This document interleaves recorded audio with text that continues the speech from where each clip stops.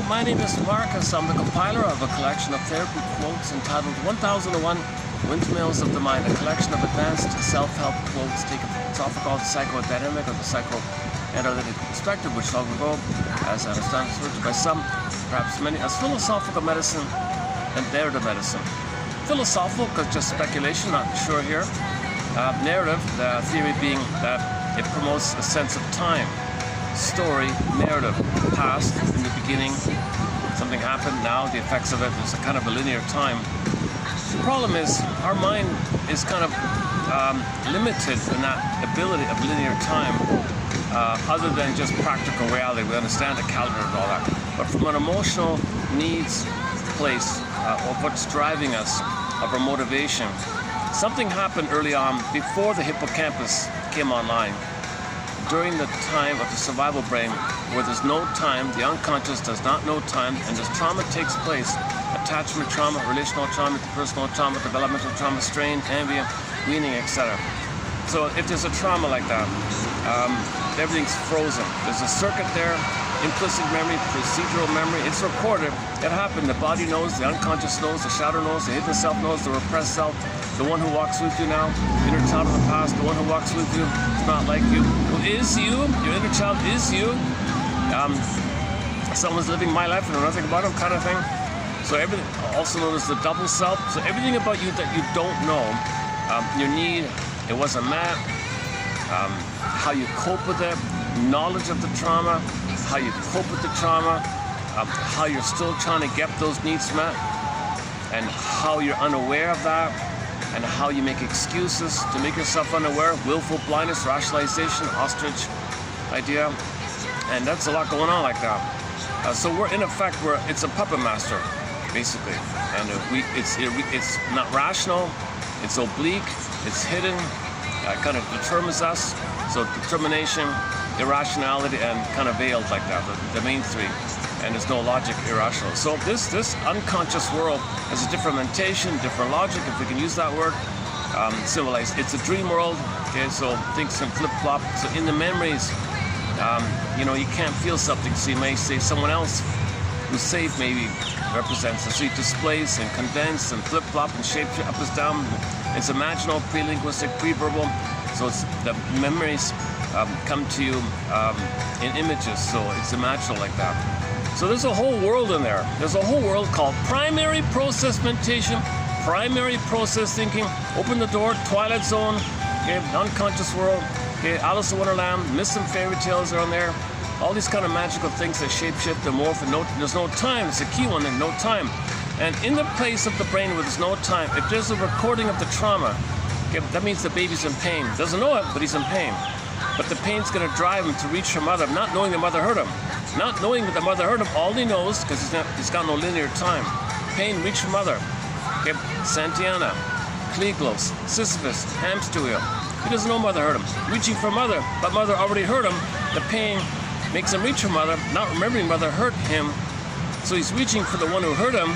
It's going to fail again, because the memory took place, the imprint took place, and this keeps going on like that.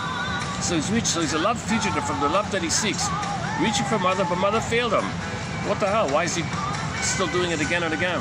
So assuming the mother's got an issue on her end, where she's not emotionally available, deprivation syndrome, emotionally absent, she's occupied on her end, can't be in the present, she's hoping for better past on her end, so she's stuck on her past, she overlays her past to the present, and see the present in a due dish of her past, hoping for a better past on her end, therefore not really emotionally available for the present, for the child. Child has needs.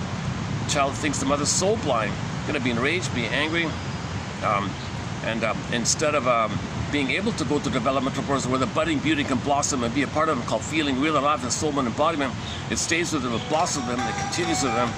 It's got to go suspended. So the first thing, he's going to suspend his feeling self-develop. This leads to a dysfunctional feeling system because the stress response to fear and anger, shame, and all that, it's limited. It's just jungle mentality, very limited, dysfunctional feelings. So you're going to apply that same archaic jungle mentality his whole life, possibly. Also known as, for the primary feelings, there's a phobia called affect phobia, feeling phobia. Alexithymia, no words for our feelings. Alexithymia, no feelings for our words even. So this is called the flat affect, the metaphor in the fairy tale. The pin goes under the collar, the emotional body goes flat. But we live to the extent that we feel in our body. We live to the extent that we feel embodied and soul.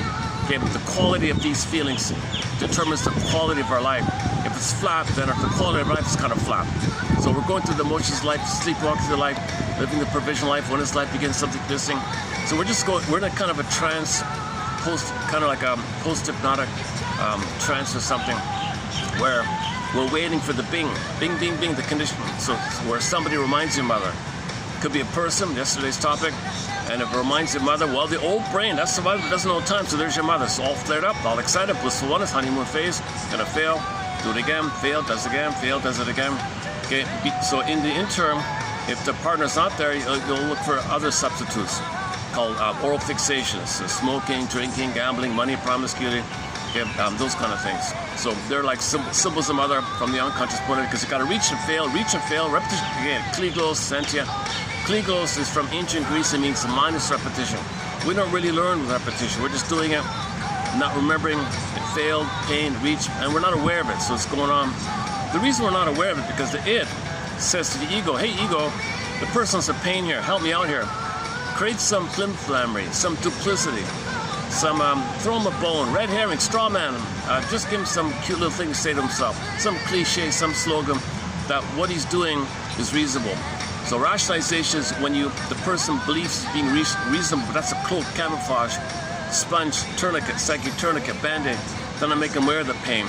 So the it's the ego, come on ego, lie. Make the person lie to himself. You're doing him a good, come on ego, come on. Ego says, all right, fine.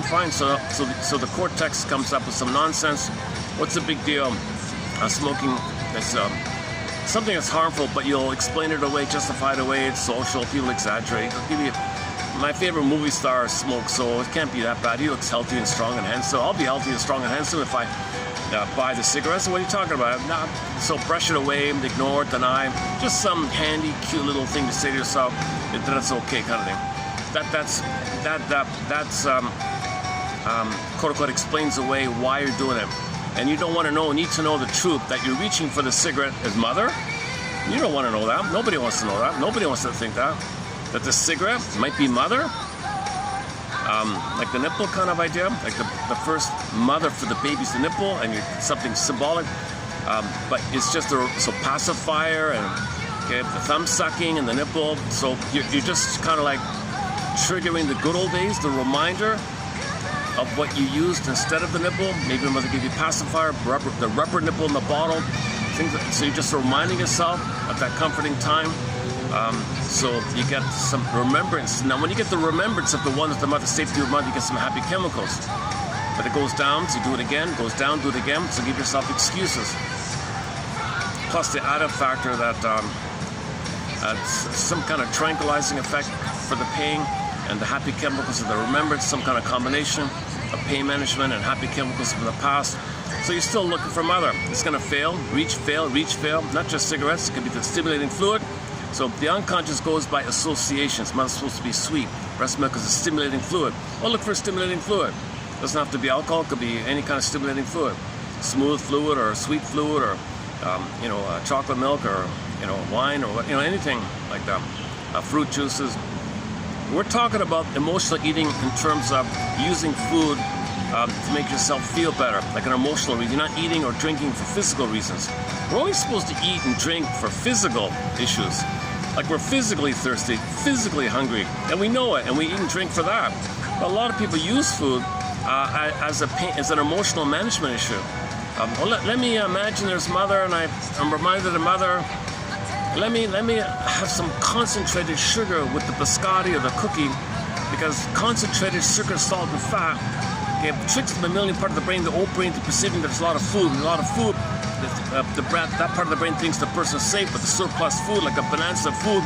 Okay, so when you got a lot of food, lottery, you feel safe. Safety leads to serotonin. Serotonin is the chemistry, the good feeling that you're safe. So you're tricking yourself that you feel safe for the moment, then you get serotonin.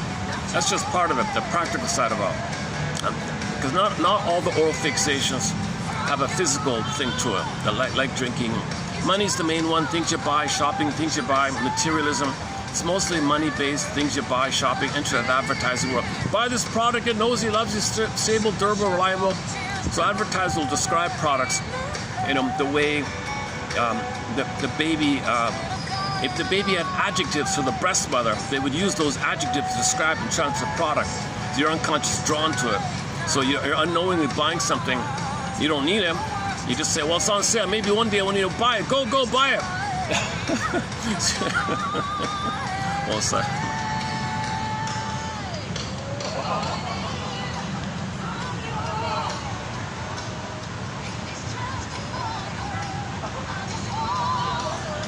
Oh, did a group of people just appear right behind me there? Oh, jeez. Oh, maybe there's a new open. Oh, I see. That thing was closed. Somebody opened it. I don't know anything about it. I'm not a nighttime person at all. Zero. It's only my second time up here. So I think there was some kind of night club or something. Briefly opened. I noticed. Nope. I don't know what happened. It closed. It was closed for the longest time. Now I'm noticing that maybe they're gonna start to open up again or something. Maybe there's a grand opening coming or something. I don't know. Yeah, I remember it was loud thumping, ridiculously loud. See, that's when people want to hurt themselves and trigger endorphins to escape. You bliss out with the pain, get the endorphins. You deliberately pain yourself to, in the pain, like you stub your toe, you get a numbing feeling. You go to the thing, the boom, and your brain sends you endorphins, you spaced out a little bit. So you're just kind of escaping in some kind of trance. So that's like a manic defense against the pain you're feeling. So if you're feeling uncomfortable, you want to escape, Peter Pan escape, you can do something like those techno-thumping things. It's just, and then the drinking is in there, and escapism is in there. So I don't know, they just want to get away from their lives. Rough day at work, maybe, don't want to think about it. So maybe it's just something like that. I don't know if it's the same kind of.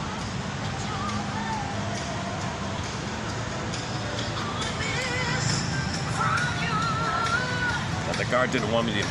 There's another spot I wanted to use the guard. Said I had to be sort of in the visual part here. Oh, maybe because they're opening up. I don't want to get people on the camera. I've already moved a couple of times, so Jesus Christ. Can I do it like this? Let me hold it like this then. Is that okay? Okay, let's try it like this for a bit. Where are we here? So the baby expects a blissful oneness to continue. The womb utopia that you have, the womb utopia, bliss, blissful oneness, unio mystica, one with the mystery, a mystical experience. He's one with the mystery. Participation, mystique. He's participating in the mystery of it all.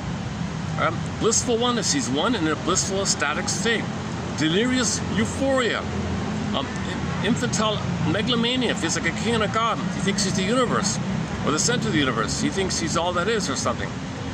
He's floating, no space, no time. He's everywhere. He's dispersed. It's apparently, yeah. So we keep hearing, he's a happy camper.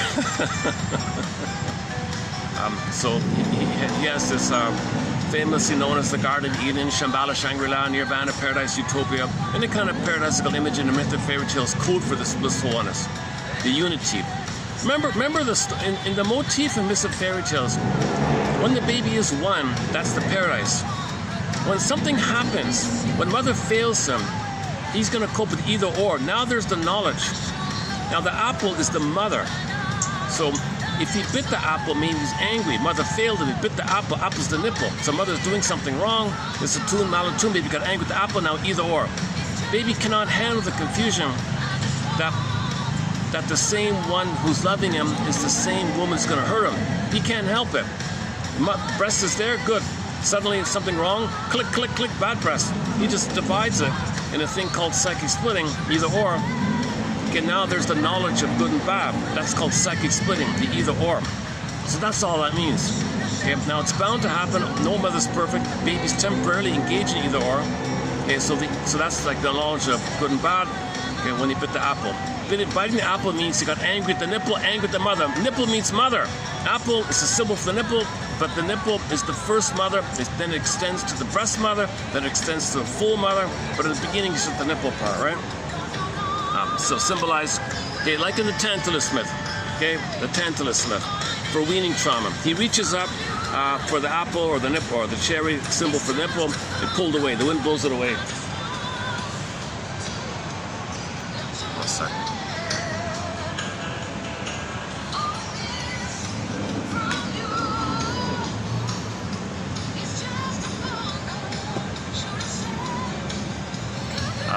Let me.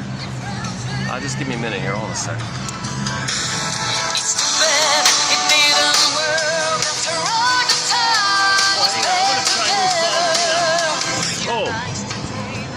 Let me.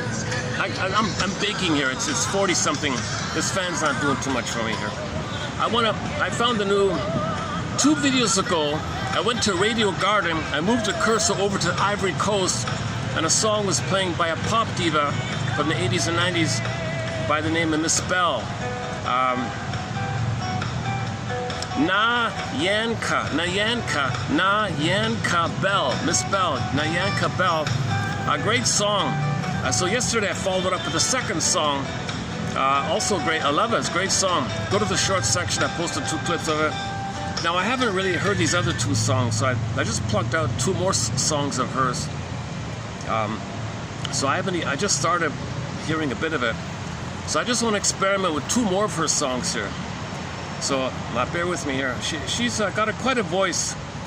You know, there's little material about her. Her old vinyls are not available. There's some scratchy copies. Most of the songs are not even available. It's like lost music. There's just like 2 albums I think left or something like that. It's crazy. But apparently she was a beloved singer back then. And you can't find most of her music. I can't believe it. She sings both in French and in her in the local language. This first one is sort of like a slow one, like a love song, I guess. Hang on. N.A. right now. Oh, here it is here. Okay. Now this one's called Chi Nareen.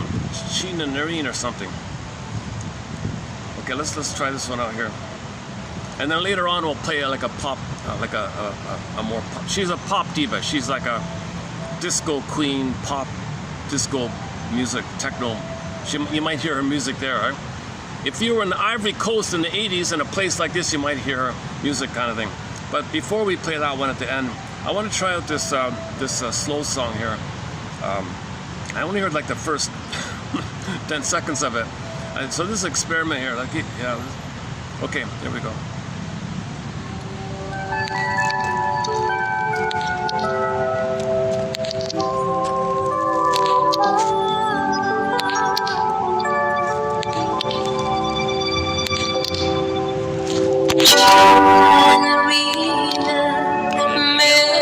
Again, all right.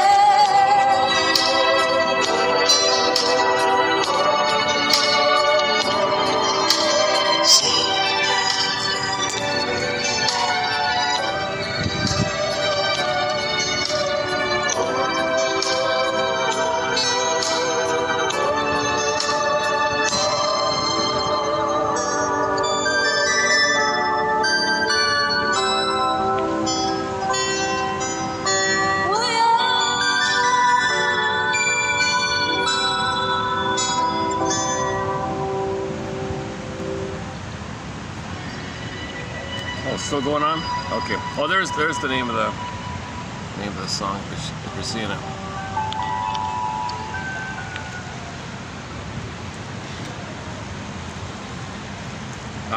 So okay, just to wrap up the opening kind of premise here a little bit. The baby's born with a budding beauty called the ensoulment, the embodiment, feeling real and alive in his body. He wants that to continue and be a part of him. It's his core I, his authentic I, his real I, his true self, his real self. And from there you got empathy and all the capacities of the real self. I feel joy, there's an I there. I can admit a loss, there's an I there.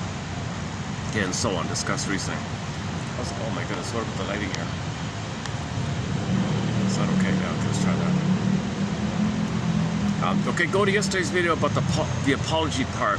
Like, I feel badly, you know, and then you share specifically the mistake you made, specifically, and you feel badly about it, and acknowledge the effects that it had on the other person. And share all that. That's part of an apology. But the I is needed for that. I feel bad. There's got to be an I there. I felt the loss, so there's got to be an I there. If you don't have that I, if you're still in that unmet symbiosis discussed yesterday, if you're still, the symbiosis is needed to get to the I. The two is one is symbiotic. There's no I yet. The psychological birth is not there. Biological birth, yes, but psychological birth is after the egg of the fusion between the two psychologically. Then out of the egg comes the I. But if that's crashed before, there's no I.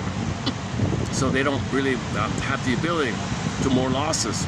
That's going to lead to what's called melancholia, where if you admit a loss, you feel like you're losing yourself because there's no I there. And you haven't even finished the time with the other. You can't let go of the other. So prolonged grief, aggravated grief, okay, excessive grief or forever grief, inability to mourn. In the DSM they call it persistent, complex bereavement disorder. Prolonged grief, aggravated grief, pathological mourning, complicated grief, the derailment of the grief process, okay, and so on down the line. A lot of phrases of this. So this means this is the issue where you're going to be in constant pain because you can't admit a loss. You're going to deny the loss did take place. The connection was there. Your investment was there. You can't invest in something else. Then you can't really move on. You're lingering, and you can't let go, kind of thing. So this is the whole topic called complicated grief. Now, the out, so to speak, is if you do feel safe with somebody to tell the story in the presence of another person who does have an I, then you'll feel safe to mourn.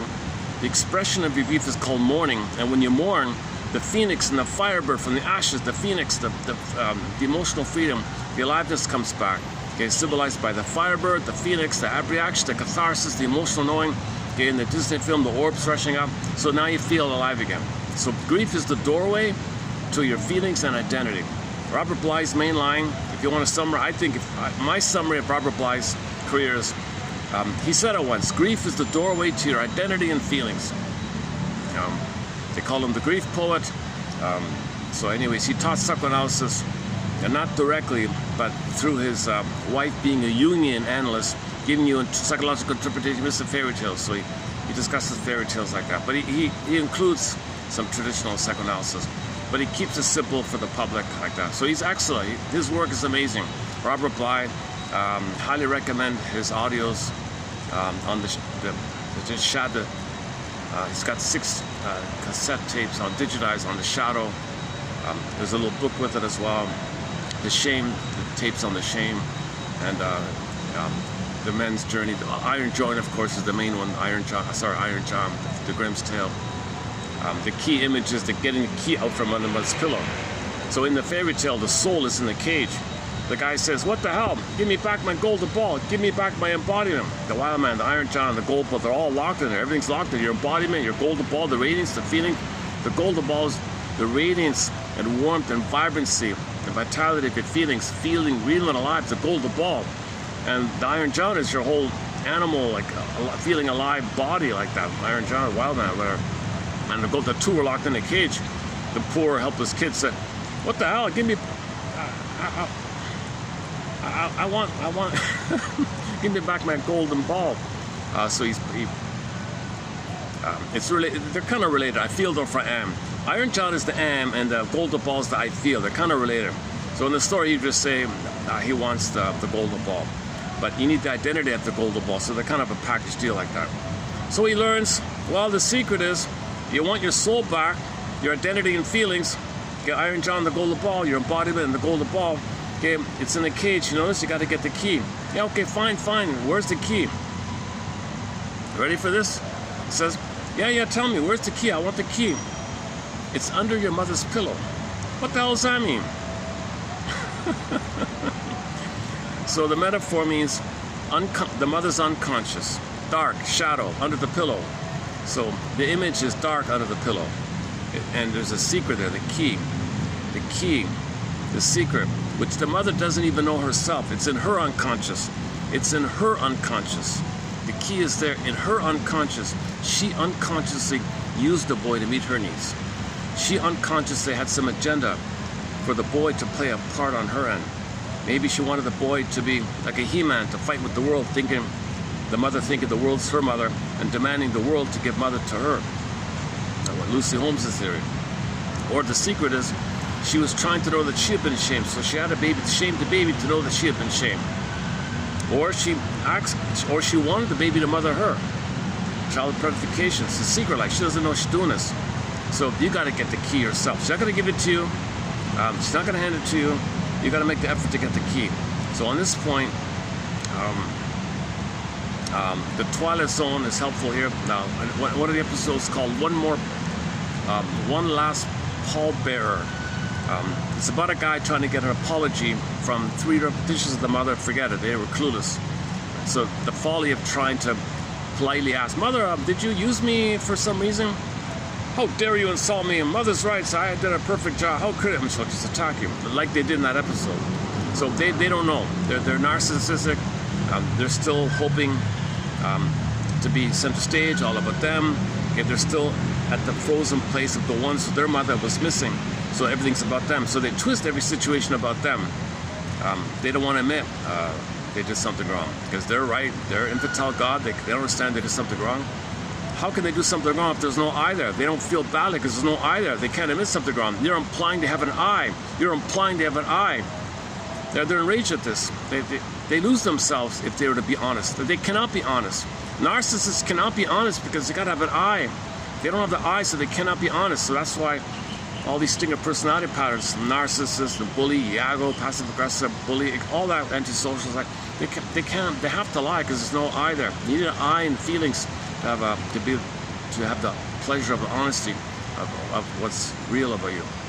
To share and connect with yourself, connect with your embodiment. You're connected to yourself. You want to be connected to yourself. You don't want to feel empty and all that stuff, right? So in the Twilight Zone episode, one more pallbearer, was it season 4, I think? Season 4, 17, episode 17. Anyways, it's the guy went to an elaborate effort to get an apology from 3 authority figures who were basically the repeats of the mother, and all 3 shamed him, mocked him, criticized him, hated him. What the hell? Why can't any of you admit that you hurt me, you failed me, you betrayed me? So the teacher hurt him, the boss hurt him, and the other one hurt him. So he had a pattern of authority figures betraying him, and he was just politely, calmly making great effort to set it up so he can be in like a therapeutic mode to hold them, let them feel safe to tell the truth. We try to create a scenario where they're all like together in a place, and maybe they'll want to come clean and tell the truth. Forget it. Isn't it bittersweet? Go to another Twilight Zone episode called One Life Furnished in Early Emotional Poverty. Okay, the closing narration was, isn't it bittersweet that you're waiting for an apology, that you're waiting for the key, you're waiting for the secret. She doesn't even know, and you're going to stay there waiting and waiting and waiting, and you don't know what's going on like that. You got to make the effort to know that most likely your mother used you, exploited her power, took advantage of her power, and didn't care because she felt entitled. Mother's rights, my right. Okay, the quote there is from the film now Voyager, this is Vale, was abusing her daughter and all this. The shrink came, what are you doing to your poor daughter? Your mother's right, someone's got to take care of me. Someone's got to take care of me. My mother's going to take care of me. It's not your daughter's job to take care of you. You're the mother. She has the right to be free to be herself. What about me? My right? No, you don't have the right to do this. No, it's my right. She had a little battle like that. So finally the shrink persuaded this aggressive mother to come to her senses. She grudgingly, cynically, sarcastically, whatever. And then he gave the daughter a slip of paper. Now, Voyager, go! Seek thou forth to find yourself. You're free.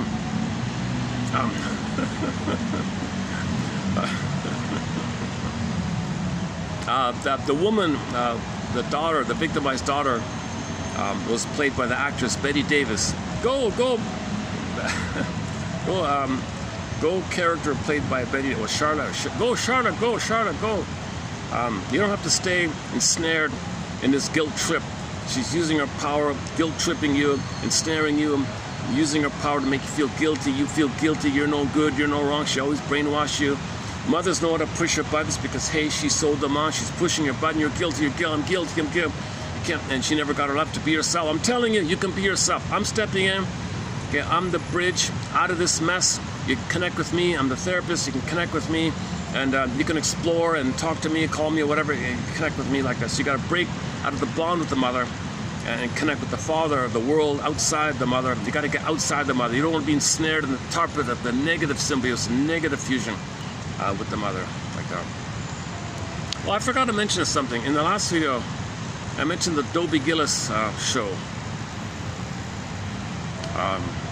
And he was infatuated with a pretty girl. I forgot to mention something. That girl, I don't know her real name, the actress's real name, but the character's name in the show was Thalia Menninger. That's a shrink's name. That's a very famous shrink's name, Carl Menninger. And I think they paid a tribute to the shrink Menninger by naming this girl that Dobie Gillis is crazy about, Menninger.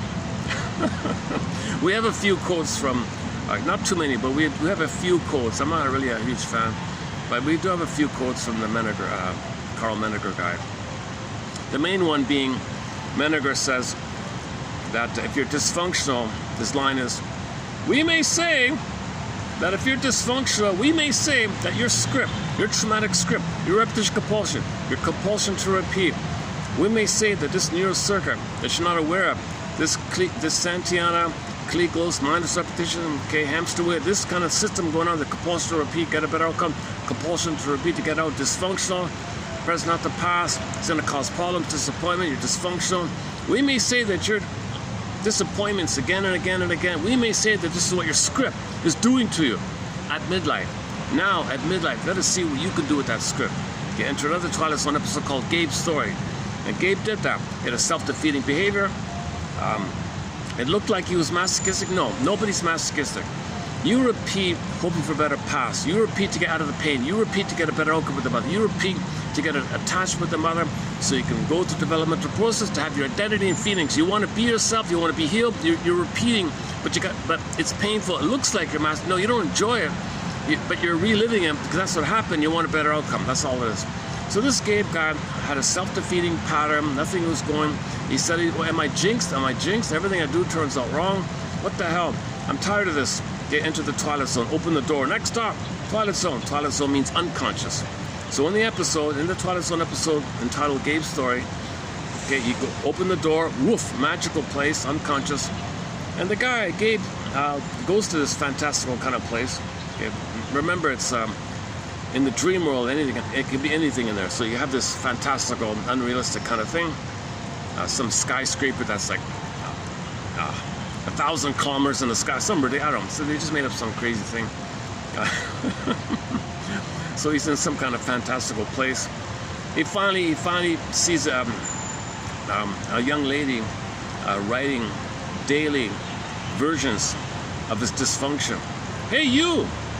The door on the name on the door was Roxanne. Roxanne, you're the one writing my daily defeats. Stop it, please. Oh, you're Gabe. Yeah. Every day I write dysfunction for you. Why? Why are you giving me an unhappy, dysfunctional, self-defeating, self-sabotaging life. Well, that's your imprint. My job here is to give you daily versions. I can tweak things for you. I can spice it up for you if you want. No, I don't want this daily versions of my unhappiness. I want to get out of the imprint. Calls the manager. Manager, I want out of this imprint. This is pretty deep here. If you're going to get out of the imprint, you're not going to have the hope that one day you'll save your mother and get her love. Fine. You don't know what you're talking about. You're going to be on your own with no memories of mother loving you, no support of mother loving you. At least here you have the hope that one day mother will love you. You'll never get it, but at least you have the hope. Okay, fine. Tell you what, let me break free. I'll make mistakes. I'll feel the pain, but at least I'll know that this is what it is. And I'll keep on. I'll persist. Trial and error, and I'll start to know myself, get to know myself, despite not having good love, despite not having a supporting voice. I'll trial and error, I'll make a lot of mistakes, but they'll be my mistake. I want to break free from this. Are you sure? Yeah, I'm sure. He grabbed the pen. Sometimes you can grab the pen in the twilight zone, in the shoulder twilight zone. It's very hard. It's very hard to break your self-defeating pattern, because that's your hope, that's your tie. You self-punish to maintain the tie. You need the tie. The tie means the hope that one day, if you save your mother, then she'll love you in return, and you'll resume development and be yourself. It's not going to happen. No time machines. No baby can correct the mother, and it's all in the mind now. It's all a theater in the mind you're going by, a mapping in the mind. It's in a bittersweet. You're still trying to save your mother. She might be long gone, but you're still working on it in the mind like that. So Gabe said, okay, I get it. This. You can spend your whole life doing this. Let me take the difficult hero's journey to go into the unknown kind of thing and get out of this kind of thing. So now he begins the hero's journey a little bit. Where he's going to face all kind of fears. He's going to be reminded. He's got to remind himself. Yeah, this makes sense that I'm scared, because no memory in my childhood told me everything would be okay. Here I am trying. Wait a minute, I've got friends and I got people in my present life. I'll figure it out here. I don't know how it's going to work, but I'll figure it out. Trial and error. So he's new territory like that. He's got no, positive past memories to draw on. It's all kind of new like that. So another quote is, you want to pick the threads of a traumatic script and use those threads to weave a new, healthier script. So you want to grab the pen. You want to carve new ways like that. Now the old way, it's painful, but it's familiar. It's painful, it's masochistic, you're addicted. It's painful, but when there's pain, the problem with pain is your brain gives you happy chemicals to numb the pain, called psychomasochism. And this is dependent on you having an oral fixation to trigger the past, and the pain fused, no time. So pain, trigger the past, no time.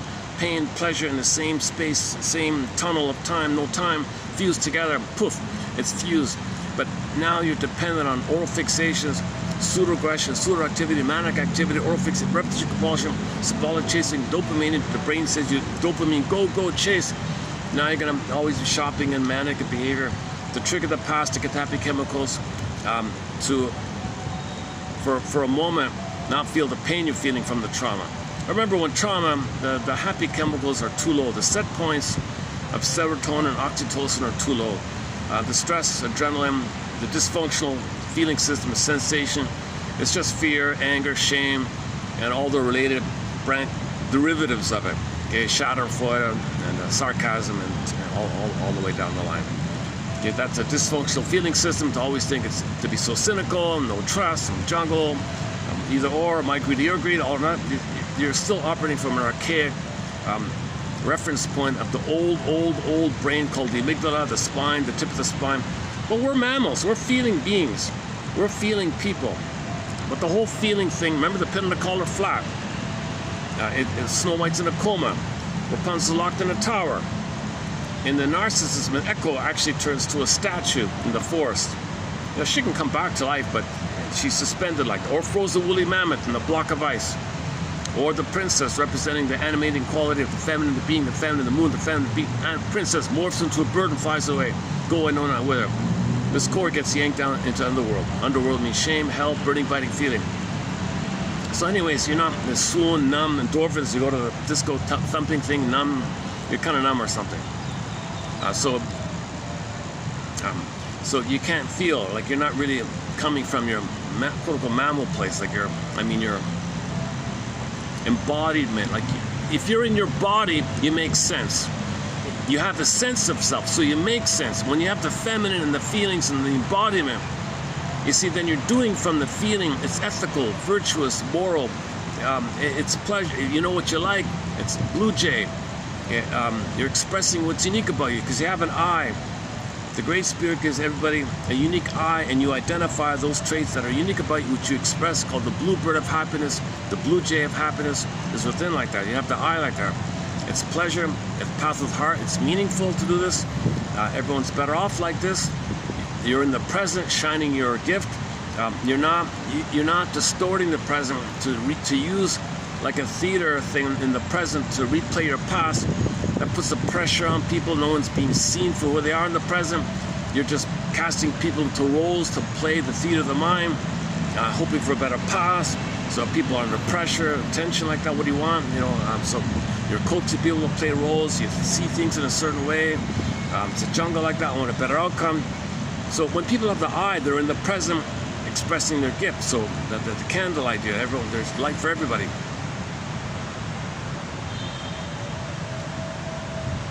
So you want the embodiment. Woodman's line is the wounded feminine leads to the distorted masculine, i.e. the wounded feeling leads to distorted doing. Well, Kristen Wilson's line is if you're not in your body, you're not making sense, literally, and it's disembodied discourse that causes all these problems out there. Because you're disembodied discourse. So what you're grasping for a better past by staging what happened, hoping for a better past. You're not making sense. The present, not the past. Other people might be doing it. There's a lot of confusion like that. So you want the embodiment, the golden ball and the beingness like that. Okay, so back to so this is psychomasculine. So baby's in pain. Okay, his anger fills in the space where the mother's loving voice should be. His anger, which is an SOS for love, a cry for love, a desperation for love, it's still a cry for love. Anger is a cry for love. But it got to the point for the baby where he became enraged fantasies of devouring, cannibalistic, enraged fantasy called oral rage, oral greed. Because he thinks maybe he's got to devour, he's got to control, he's got to take in, it's voracious, greed, insatiable greed. He got to that kind of thing. Mother still ignored the signal. Sorry, baby, I don't like that you're angry at me. You can't be angry at me. Mother's right. I'm sensitive. It's all about me. It's not about you. It's about me. I can be angry. You can't be angry. Who do you think you are? You can be angry. Whoa, mother, my anger is a cry for love. No, you cannot show anger. So river block, bounces in. So in the psychic structure, is rage, L-I-V-E, crunched up, E-V-I-L, reverses. It's disturbed. It's still from the same love line. Anger. Put it this way, EVIL is still a cry for love. Everything's a cry for love. If it's not expressing your love, it's a cry for love. Everything's love or cry for love. But so in the mind, in the memory, okay, his life force wanting love, crying for love, now demanding and attacking, desperation, voracious and all that, get blocked, turns in on himself, rebounding aggression. Now in the mind, he's got a monster of the id, an id monster. This monster is the visualization of the baby's oral rage greed. So these monsters are enraged and gobbling. Okay, take your pick. Medea, Medusa, vampire squid. Okay, wicked queens and witches and Hansel and Gretel and all that. Okay, guy with the horns. Any entity that's enraged and demanding, that's a visualization of the baby's enraged and demand. It's code for the baby's feelings and needs. He needs to take in, incorporate. That's the incorporation. That's the count. Taking in the oral, taking in. That's the cannibalistic. It's not literal. It's not a literal thing. Right? But in the fairy tale, they say that you see these fairy tales. He ate somebody. No, the baby's enraged. You want to take in the experience, the memory, receive, take in. It's one way the baby's supposed to receive mother's sweetness and tenderness. He wants to record in, take in, internalize in, introject in, identify in. He's taking in. The baby's sort of just taking it, not just milk, but what's called attunement and attunement and her reverie and her love and understanding and her acceptance, he's kind of taken, it's basically taken, he's not giving anything, right? He's just being fed in like that. So that's the oral idea of taking in idea. So it's rage. He needs to take in, but he's in rage. Poof, monster of the id attacking him. He's got to have this attack on himself, because that's the cry for love to the mother. His only tie to the mother is to hate himself. Self-hatred is the cry and the hope to get mother's love one day. Too much pain. Okay, so he chases for a symbol of the womb utopia. The happy chemicals fuse in with the timelessness of the pain, psychic masochism. Now he's dependent on the chase. Dopamine is for the chase. Dopamine says future, more, chase, go, anticipation. So he chased for a symbol. The symbol of the mother, Alman and Paul call it ersatz self-object. Okay, the breast is self-object, right? The first mother, they call it a self-object. Self-object written as one word. Baby in the breast are one self-object. Mother functions. The breast mother functions as a self-object for the baby. A symbiotic object for the baby. A fused one, okay, a merged one for the baby. So he thinks the two is one. It feels powerful and all that. So you search for a remembrance of it, called a symbol, triggers the womb utopia. You get the happy chemicals. Now you're dependent. So these symbols are also referred to as ATMs, addictive trigger mechanisms. So you chase for a cookie, it functions to trigger the good old days. The happy chemicals come up, and you feel better for the moment. The happy chemicals go down, the set of the pain is too high, you got to chase again to build up the good. Chase again, blip up, chase again. So this is another Cleckley's hamster wheel, repetition compulsion, minus repetition compulsion, okay, treadmill, hamster wheel, okay, Santian idea, okay, Tantalus, reject. You're doing it again and again and again. And Mark Twain calls it the misery machine. Burglar, one of our mentors, calls it the ringamarole, and you're not aware of it. It's back to the id. It said back to the id saying to the ego, cover me, give me some rationalization. So the top layer of the cake is willful denial.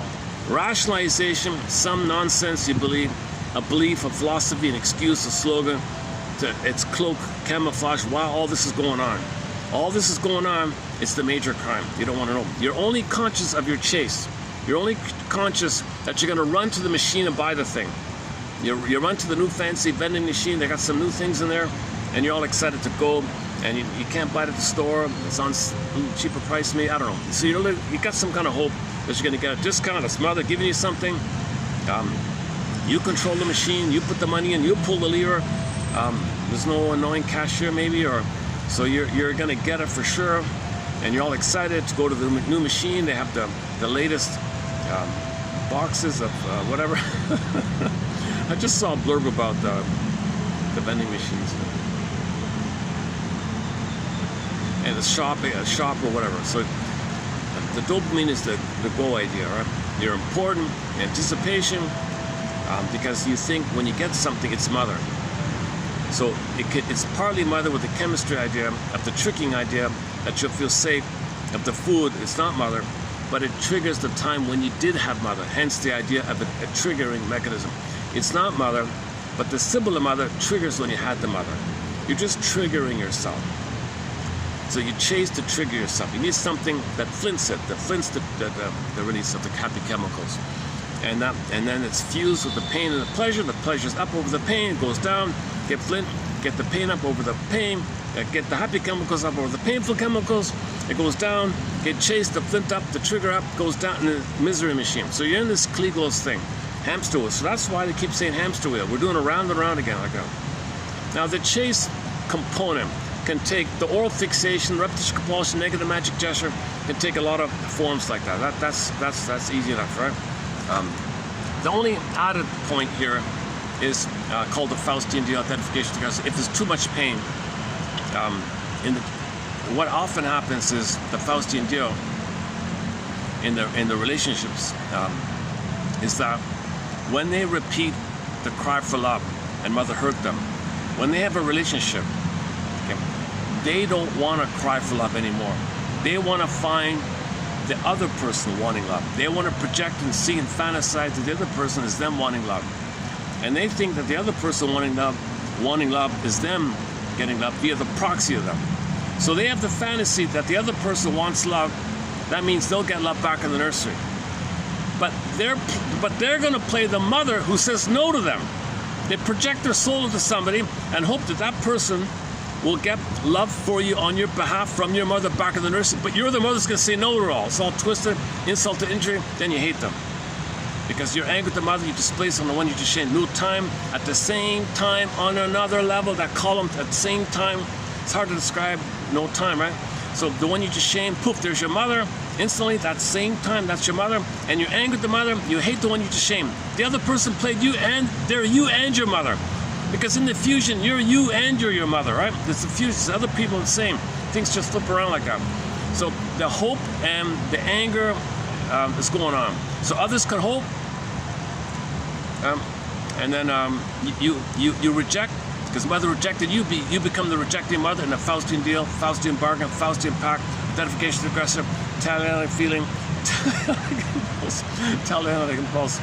Okay, so you're going to do, you're going to be the doer instead of the passive victim you think you're going to master. Negative magic gesture nonsense. You're not going to be healed because you shame someone playing you. You think, well, I was passive, mother hurt me, what if I'm the active one? Will that work? It's nonsense, it doesn't work. But that's the idea of, quote unquote, the confusing and mistaken idea of the phrase mastering. You're never going to master, you never get mother's love by shaming someone else. But the idea is, but the positive angle is, well, I wanted to master this. So you think you're going to master it, you never master it, but you're kind of like hoping that maybe, can I master this? What if I'm my mother and someone plays me and I shamed them? Did I master having been shamed by my mother?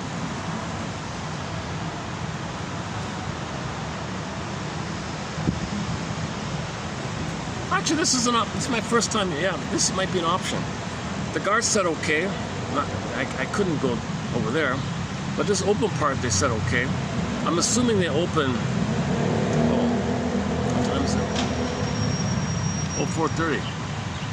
Okay, whenever they open, I might move whenever they open. Okay, maybe I should wrap it up soon. No, they probably open at 6, right? They're not going to open at 5, right? If that's a nightclub thing, they'll probably open at 6. Whenever you hear the loud thumping, it's open. If you hear that, but you can't hear me, it's open. Last time it was like that. It's ridiculous. People in the buildings probably could hear it. I bet you people in that condo probably could hear that over. It was ridiculous, loud. Maybe that's why they shut down.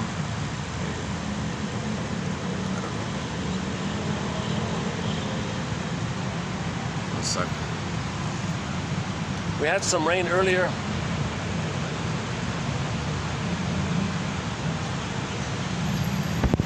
Okay, enough about the weather report. Who cares? 2 days ago in the park, suddenly started raining. Actually, it's cooling off a bit finally. All right, very good. Well, I've got lots of cover if it rains. I'm sort of in the mall is just over there. A little mini mall is just over there.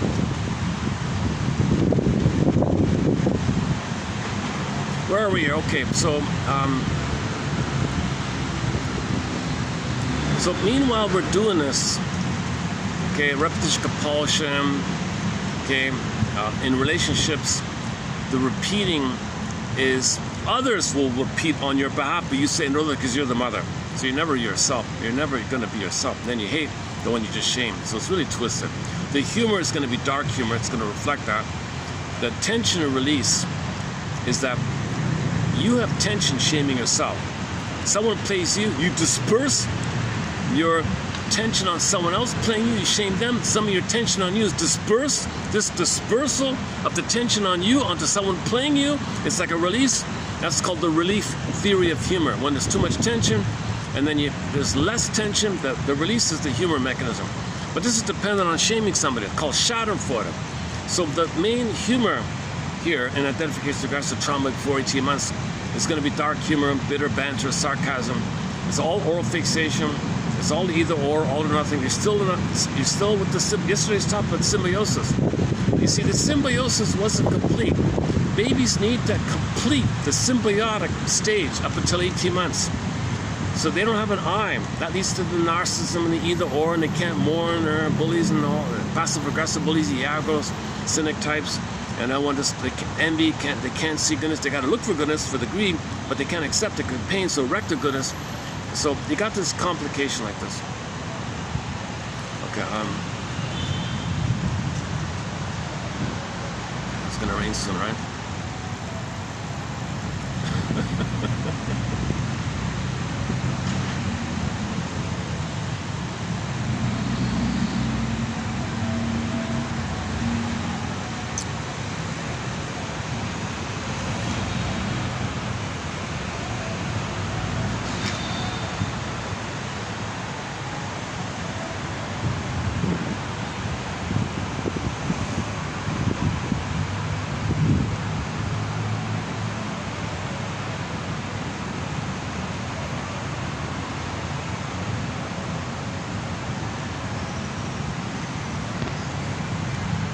Let's play the second. I'm not really. I'm not in top form today. Let's play the second song here before it gets too. I can here. Let's play the second song by Miss Bell from the Ivory Coast. She's still around. I saw a clip of her on stage singing with her daughter. It's kind of nice to see that kind of thing. Yeah. So hang on a second. So I'm going to play another song. So I'll keep that third song, the soft one. Here's song number 4. Hang on a sec. By the pop diva, the disco queen, the Donna Summer of the Ivory Coast, basically. I'm exaggerating. She wasn't that famous. But so here's another one called what's it called? Hang on.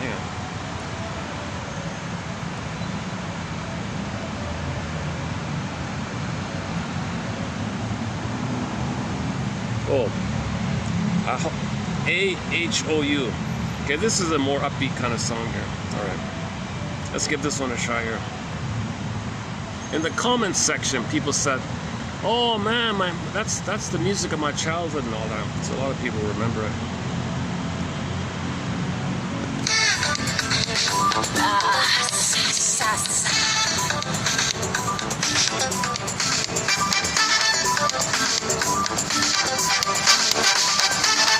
Jag sa mest jag kan, långa baby hon Flua nu je beklobé, oh Mon bebo sien, utique nanti Limi bobo kunyon flewa yo plan Kebe uisa, bedran Au like ngamla, befa benyan ye swamu Yes, I pick up a penny now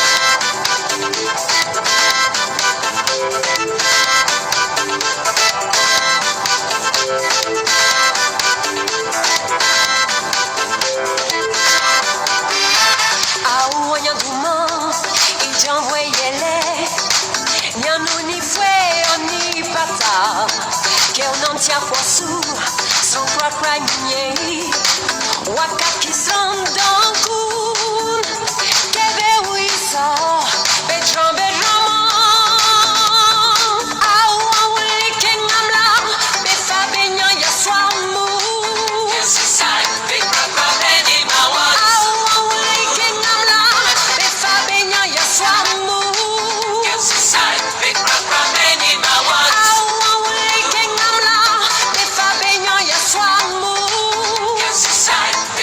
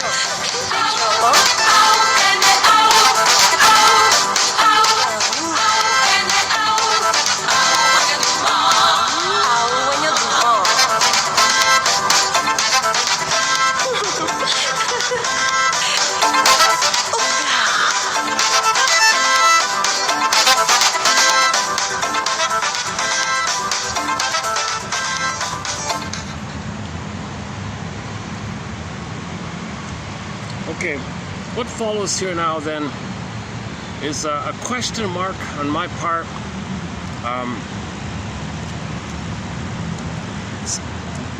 Yeah, you know, yesterday I was talking about the vagueness of symbiotic transference, What do the shrinks mean by this? So I posted some vague quotes, but I noticed as I'm talking in this video here, it kind of contributes. The person doesn't have their identity because the symbiotic transference phenomenon is still going on. They're still expecting the oneness, didn't get it. Symbols failed, never got the oneness. People can't be themselves if they didn't get the oneness. So either A, you get it naturally, you're lucky, you're okay if mother loved you. If she didn't, and you keep repeating the failure thing, then you can get it. You got a second chance, so to speak, if you tell your story, have the greeting, and there's the phoenix and the firebird. So it's built in with nature that if we are wounded, we can heal. It's a jinx, it's a curse, but we can heal through narrative. It's story, narrative. It's all narrative medicine. That's what the talking cure means. You talk and you're cured. Okay, so this batch here is sort of a similar scenario for me. I want to pull some quotes. Again, a kind of vague idea, because people don't use this term anymore. But long, long ago, a lot of people would use the term that I'm about to say in a minute commonly. Now, when you hear it, people look away. They turn away. I don't want to hear that term. What's that term? It's just so overused. It's so confused. What do you mean? It's too vague. So I want to just tackle this a little bit because I read a lot of the older stuff and the term comes up a lot. It begins with letter H, second letter is Y, S, T. Okay, you got it. Hysteria. So it started off, I think, where if a person can't express the feelings, hysteria, I can't feel, it goes in the body, get a symptom. It converts to a symptom, psychosomatic symptom. It converts to a symptom. Right? Just like water, click to the ice, the body bears the burden. So your body gets an ache, or sometimes these things, people will be paralyzed, like they can't move or something, or they can't speak or something. It's hysterical. They want to say, the feeling came up, they can't speak, they have laryngitis for the moment, or they freeze up or something like that. These kind of things happen in the body. It's not organic, it's not physical, it's an emotional thing. It turns in on the body and something gets stunned. So the image is water to ice, right?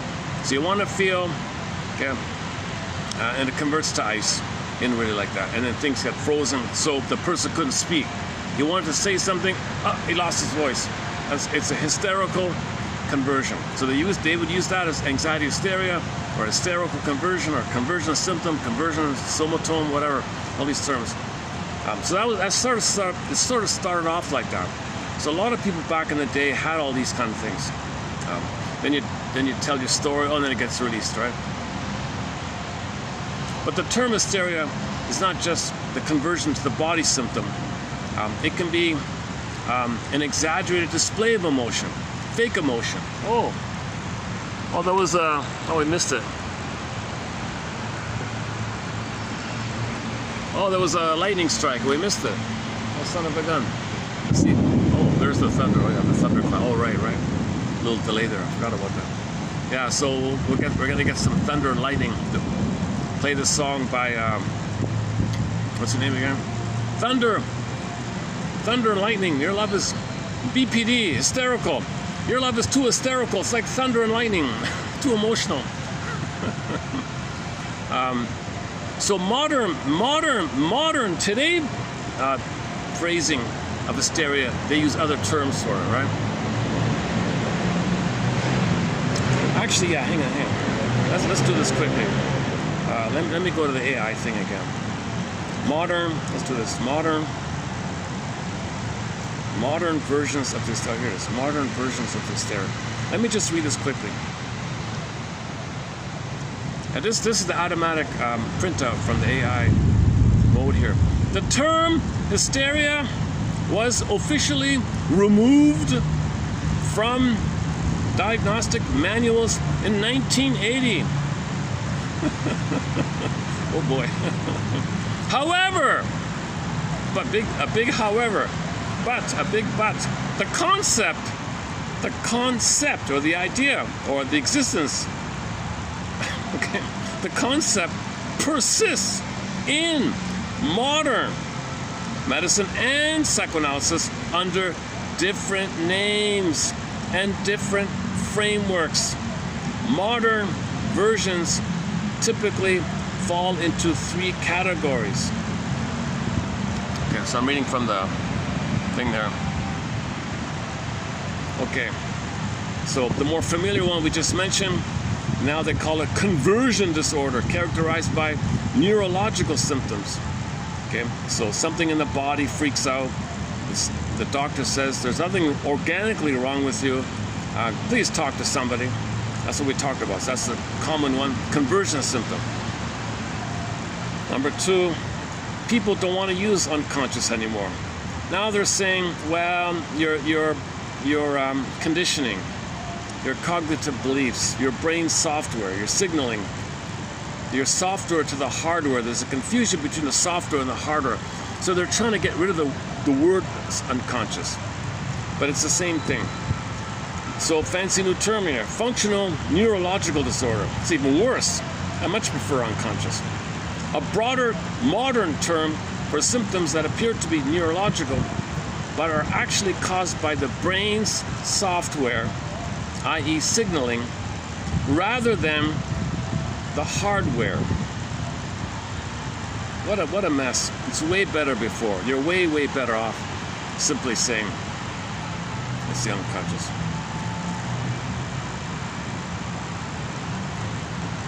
Okay, and a variation of number 1, I guess they call it somatic symptom disorder, a condition where a person feels extreme anxiety about the symptoms. Oh, okay, your response to the first 2, and you get symptoms from your response to it. So you get tired of being worried about your situation. You're tired of obsessing about how your feelings are being converted into the body, and you're worrying about it.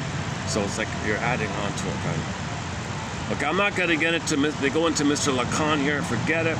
I'm not going to go into this thing with Mr. Lacan here. But there was an example here about the punk rock.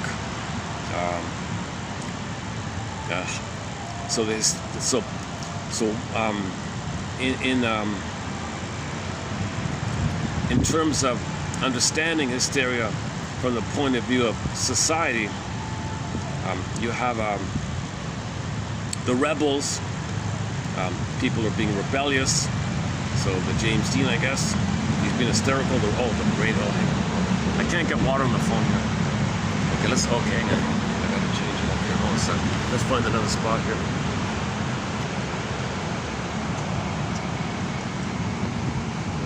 Shelf over there. That's okay. Let's go.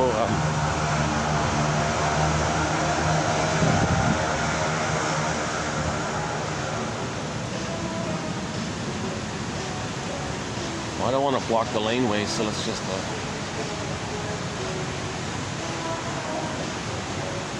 There's another spot I can go to. Is it still raining?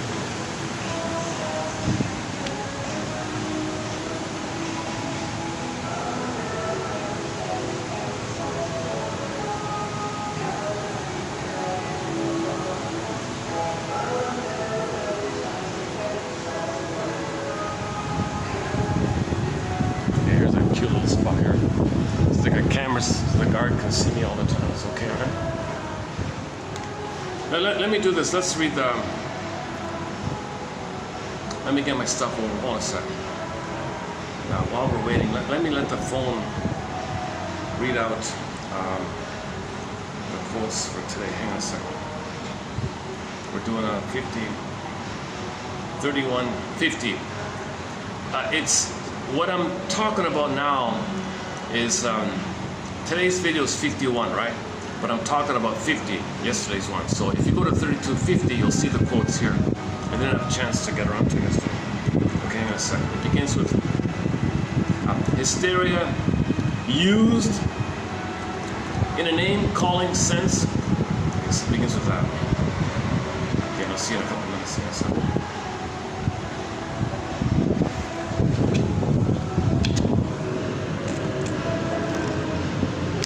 Hysteria, used in a name-calling sense as a phenomenon which is not uncommon especially in a hospital setting and more often among physicians untrained in psychiatry than among psychiatrists, although we venture to suggest it has been known to occur in some of the less official conversations of psychoanalysts. Here the motivation is largely unconscious, a reaction to the frustrating and hostility-provoking behavior of certain patients. This usage of the term has spread to non-medical circles, as when someone whose behavior is exasperating is scornfully called an hysterical female. The production of frustration and hostility in the observer is not a reliable criterion on which to base a diagnosis. Egoism, vanity, egocentric, self-centered, self-indulgent. Dramatization, lying, exaggeration, play acting, histrionic behavior, mendacity, pseudologia fantastica, dramatic self-display, center of attention, simulation. Unbridled display of effects, labile affectivity, irrational emotional outbursts, emotional capriciousness, deficient in emotional control, profusion of effects, emotions volatile and labile, excitability, inconsistency of reactions. Emotional shallowness, affects fraudulent and shallow go through the motions of feeling. Lasciviousness, sexualization of all non-sexual relations, obvious sexual behavior, coquetry, provocative. Failure of sex impulse to develop towards natural goal, sexually immature, sexual apprehensiveness. It might be said that the hysterical personality is a term applicable to persons who are vain and egocentric, who display labile and excitable but shallow affectivity, whose dramatic, attention-seeking and histrionic behavior may go to the extremes of lying and even pseudologia fantastica, who are sexually provocative, dependently demanding in interpersonal situations. The term anxiety hysteria was introduced by Freud to describe a type of psychoneurotic disorder in which repression, the principal defense, is supported by the mechanism of displacement. Nowadays phobic state, rather than anxiety hysteria. P. Chodoff and H. Lyons. Hysteric mechanisms through which she defended herself against mourning. J. Abrahams. For some patients, particularly the hysteric, a resistance to development is unusually intense, and the more analysis works, the more the resistance intensifies. As Cohen has pointed out, deprivation for the hysteric is libidinally invested. J. Abram. There are vast differences in those who have sought analytic treatment over the years between the early flamboyant hysteric, who has all but disappeared, and the current group, whose conflicts appear to be chiefly in the area of object relationships. S. Abrams. Freud's early claim that hysterics suffer from reminiscences. S. Ackerman. Webster frames Lacan himself as the hysteric he meant to theorize. She asks us not to dismiss him for his way of communicating, but to consider it an expression of the very subject he is trying to explore with his reader.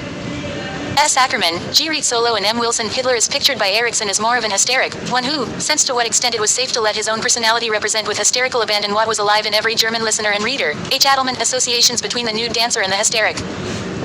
Paradoxically picture the stripper as needing to be contained, dangerous and infectious, yet also inconsequential and amusing. A. Adler. We could agree that the hypnotized subject, like the hysteric, had a restricted range of consciousness and was unduly suggestible. E. Adrian. The suggestibility of the hysteric is what makes it possible for him or her to adjust to changing conditions. N. Yaram. The hysteric affects a bell indifference regarding his physical symptoms and seems in his descriptions to be more concerned with the thoughts about his pains than with the pains themselves. M. Eisenstein and a Jabot. Upon choosing a mate, the adult hysteric tends to recreate the same pattern within his or her own new family. And Akavia. Because of the stigmatization of the hysteric, the language of modern psychoanalysis has changed.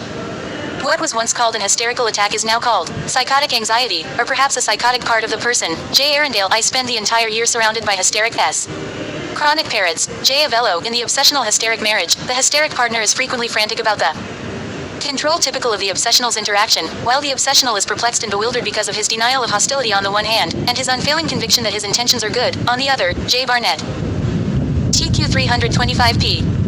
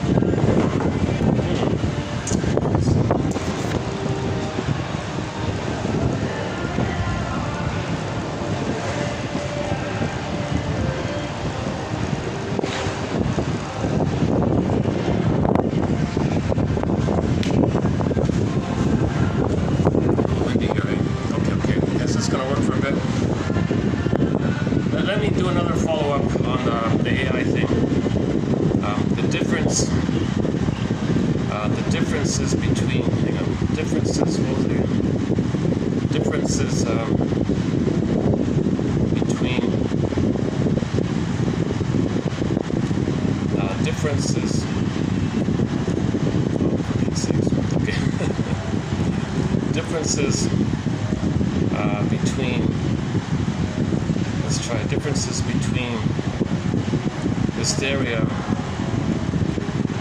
and neurosis.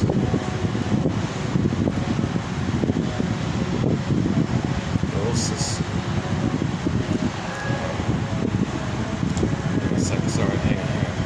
Almost there. I keep mistyping it here. Let's do it. Okay, let's see what it says here. Thinking. Neurosis is a broad, general term for emotional disorders of the self, long ago, mental disorders, and no one likes that phrase. Disorders of the self, being dysfunctional, in other words, causing distress.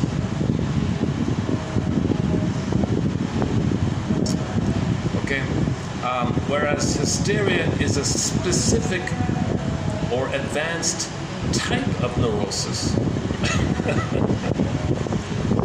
While neurosis is an umbrella term, hysteria is a specific form within it. Key differences, all right. Neurosis is a broad category covering various functional disorders of the self. Hysteria is one subtype, all right. Symptom manifestation. So in neurosis, you might have anxiety or dysfunctional living, fear of happiness, self-defeating behavior. It's a broader, right? But hysteria is more about conversion, i.e., where emotional distress is converted into physical symptoms like paralysis, sensory loss, maybe feel numb or something. In one extreme case, the woman she saw something as a child, was terrified, the feeling came up, she blotted out, like she became blurry, had blurry vision or something temporarily.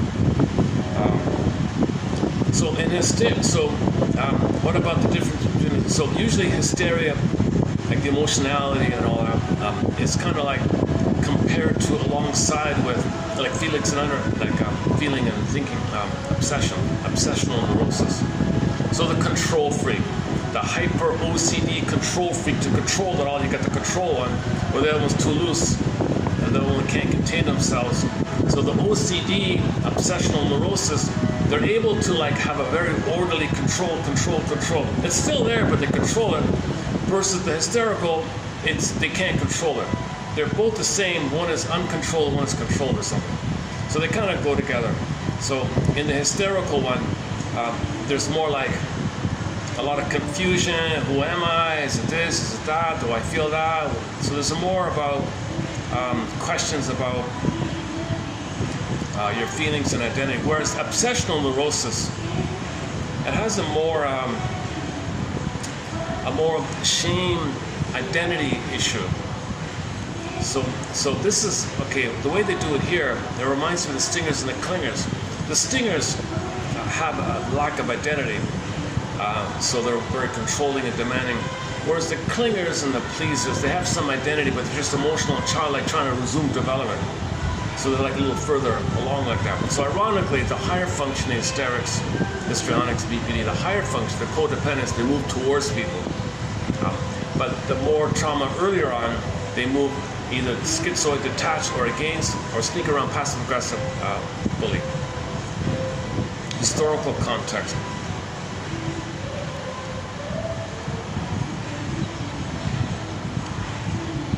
Okay, so back to the hysteria idea. It's specific. It's about converting your emotions to symptoms, or here it is, okay. If you cannot convert your emotions into symptoms, it can spring out in terms of drama. So there's the drama queen. There's the flamboyant, excitable, soap opera stuff. So the soap opera is hysterical. Okay. And there may be shaking and these bodily kind of things. And there may be identity diffusion. There may be like, do I feel this? Do you feel that? Boundary issues, stuff like that.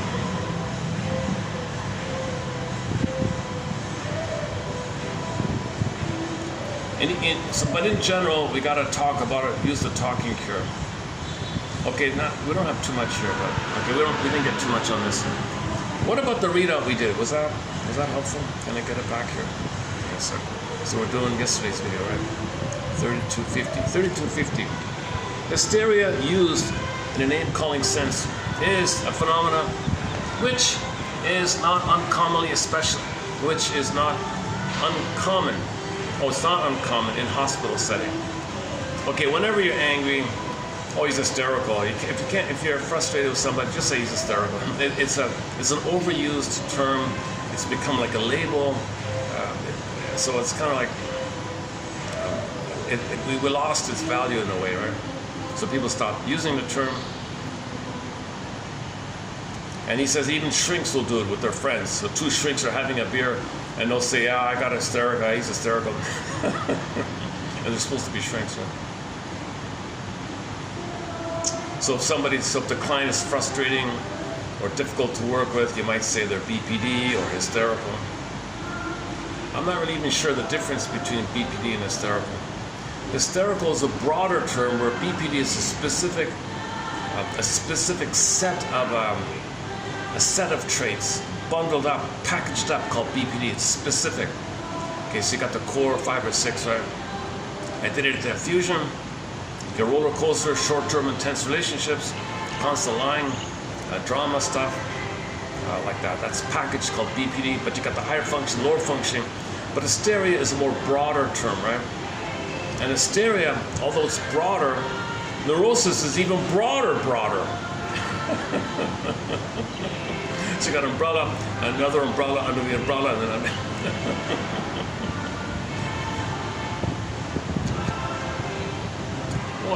oh, it's funny. I have an umbrella with me. I forgot. I could have just stayed there. It stopped raining already. I could have just stayed there. All right. Where are we here? Hang on a second. Yeah, and people use this term outside of the hospital or outside of the shrink community, outside of the medical community. You find that in the other places. Two guys complaining about a traumatic woman. Oh, she's a hysterical woman, or stuff like that. All right.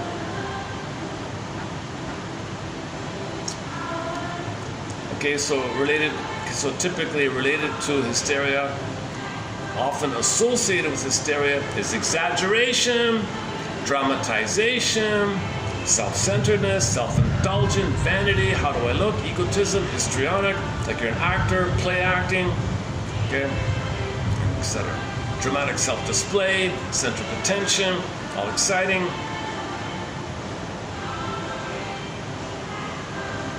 So that pop diva we played, she has a lot of plastic surgery, this woman. She's in her 60s, but she's got a lot of excessive plastic surgery.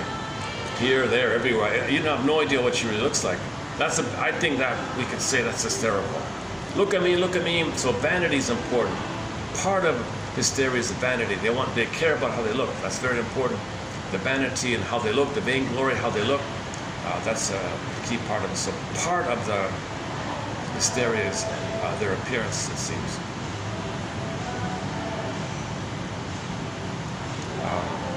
In relationships, it's immature, it's erratic.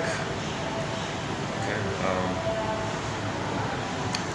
It might be said that the hysterical personality is a term applicable to persons who are vain. Oh, play the song, "You're So Vain." Carly Simon, forgot about that one. Egocentric, who display erratic, roller coaster, excitable, but shallow. It's shallow. It's traumatic, but it's shallow. So people around go, "Oh my God, it's like a parrot," they say. The one guy said it's a parrot. Same thing, whack, it's shallow or something. It's dramatic, it's attention seeking.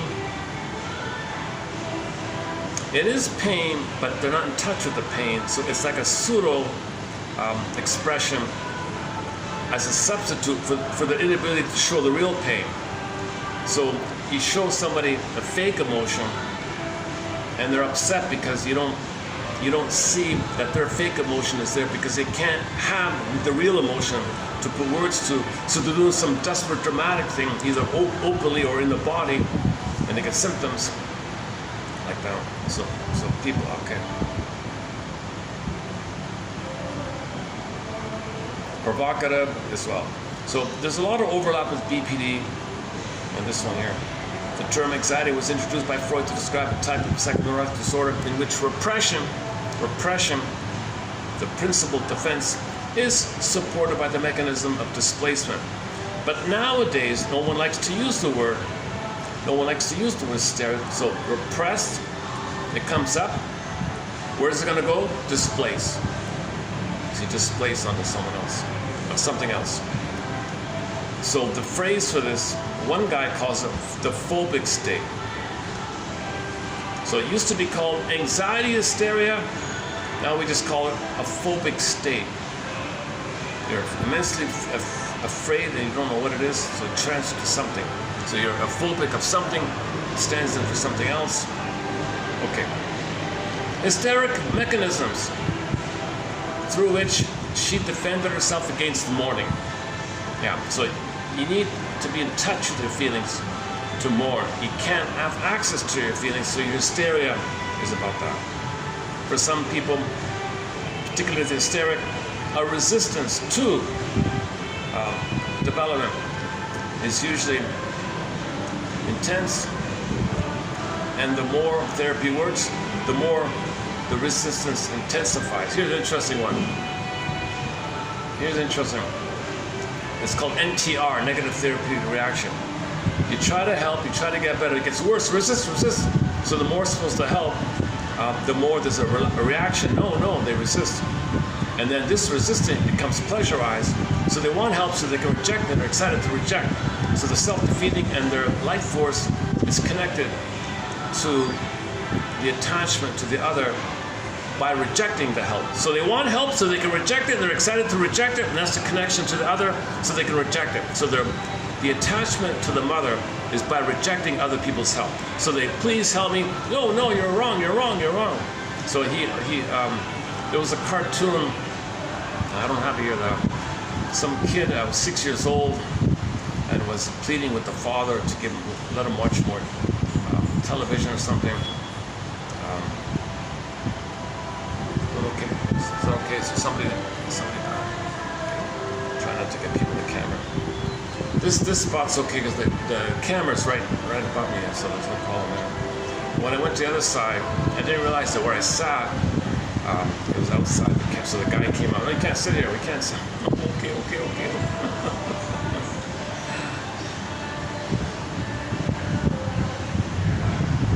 Yeah, this is. I come to think it. This is considered a bit of a higher end area, a touristy kind of area.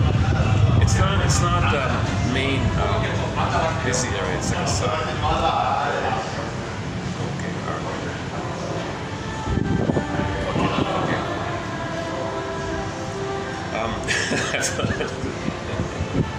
What's going on?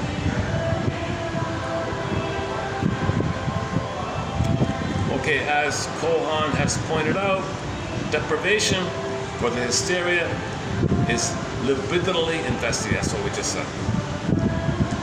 So his teddy bear is saying no to help. That's my teddy bear.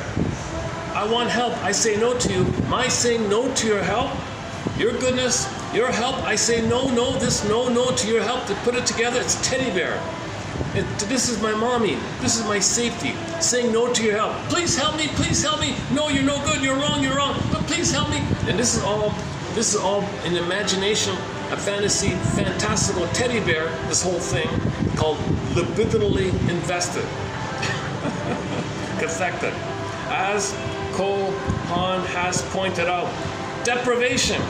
So he wants to be deprived. I can help you. No, I want to be deprived. If I'm deprived, that's my, that pain of deprivation, neurosis, that pain is my teddy bear. This pain is my teddy bear. I have to say no to your help. I gotta ask for help so I can say no to it, so I can feel deprived, and feeling deprived is my teddy bear. That's the tie to the mother. That's what happened with my mother. I was deprived. I want to recreate it. So please pretend to help me. Please pretend to be my mother. so I can feel deprived, so I'll say no, so I can feel deprived, and there's my link to the mother, right? So there's the dramatics, right? No one can help them. They cry and plead, please help, but they refuse help all the time. Right? There are vast differences in those who have sought therapy over the years between the early flamboyant hysteric, who we don't see nowadays. You don't really see it nowadays, right? Play the YMCA. It's fun to stay at the YMCA.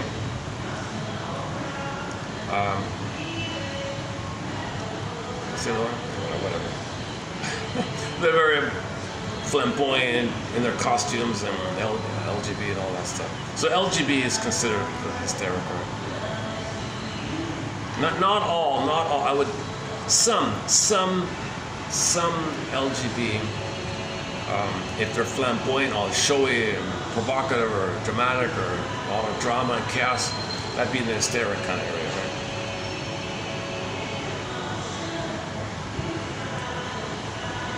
right? Okay, Freud's early claim that neurotics suffer from reminiscences. So this is a general idea. We don't remember. We all suffer from our inability to remember. So we're acting out. It's chaotic like that. We're trying to remember. We're always trying to remember. Okay, this is the only reference to Mr. Lacan here. Somebody frames Lacan himself as hysteric. He meant to theorize. This person frames Lacan himself as the hysteric. He meant to theorize. What? She asks us not to dismiss him for his way of communicating, but to consider it an expression of the very subject he's trying to explore with his reader.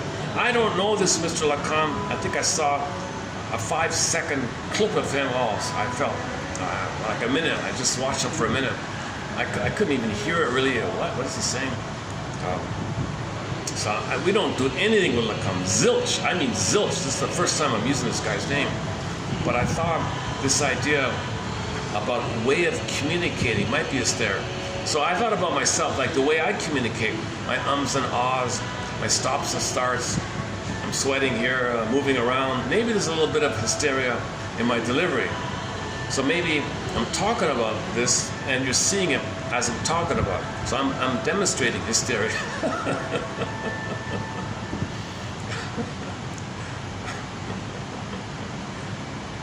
Isn't there a song? Let's look for a song. Oh, I haven't checked that yet. There's got to be a song about hysteria.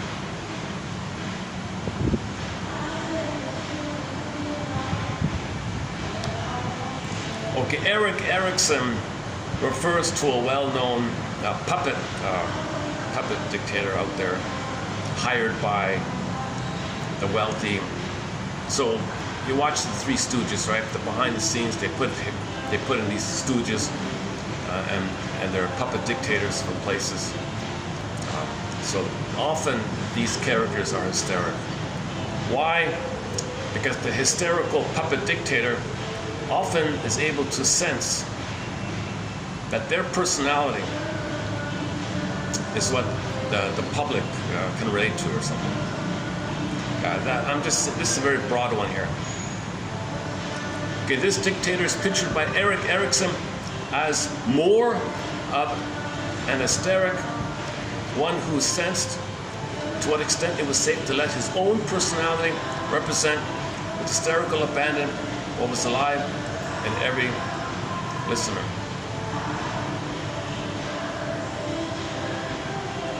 Did I get it right? The Three Stooges, they were very clumsy with all their antics.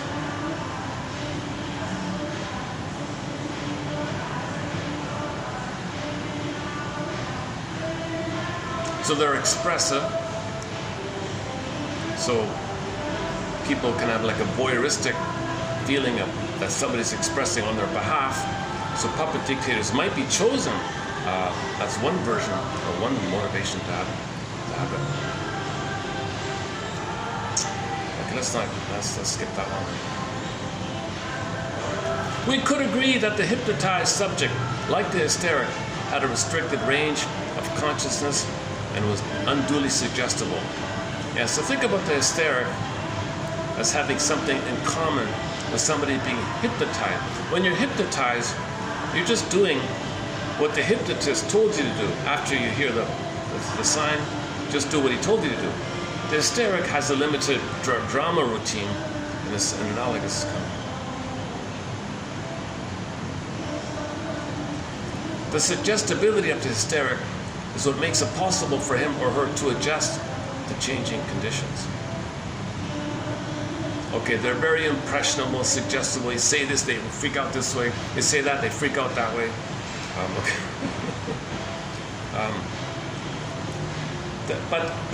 But often, when you see hysterics, people feel a kind of indifference to them. I don't know what they're complaining about. They resemble squawking parrots, somebody said. Colorful, repetitive, repetitive, but colorful, flamboyant parrots, he said. So many people feel a certain indifference regarding their complaints, their pains and aches and complaints. See, they want to complain so you can offer help, so they can reject it and feel deprived. I feel deprived again. There's my feeling of deprivation neurosis, deprivation syndrome, abandonment syndrome, rejection syndrome. Teddy bear, familiar, mother rejected me. I'm rejected again. Oh, mother. So that's your tie. And you're waiting and waiting for a better outcome. So you keep repeating, no time, repeat, no time, waiting for mothers in the past to love you. But nobody in the present. Is your mother in the past? Dysfunctional. It's dysfunctional. I'm still recording? Okay. I'm doing this video a little bit I'm not in top form here today, so I've made more mistakes. Because of the stigmatization of the hysteric, the language of modern psychotherapy has changed. What was once called an hysterical attack is now called by doctors psychotic anxiety. Like, whoa. I.e., there are psychotic parts of the person, in other words, being triggered. So instead of saying he's having one of these fits or something, one of these hysterical fits or something, he has psychotic anxiety.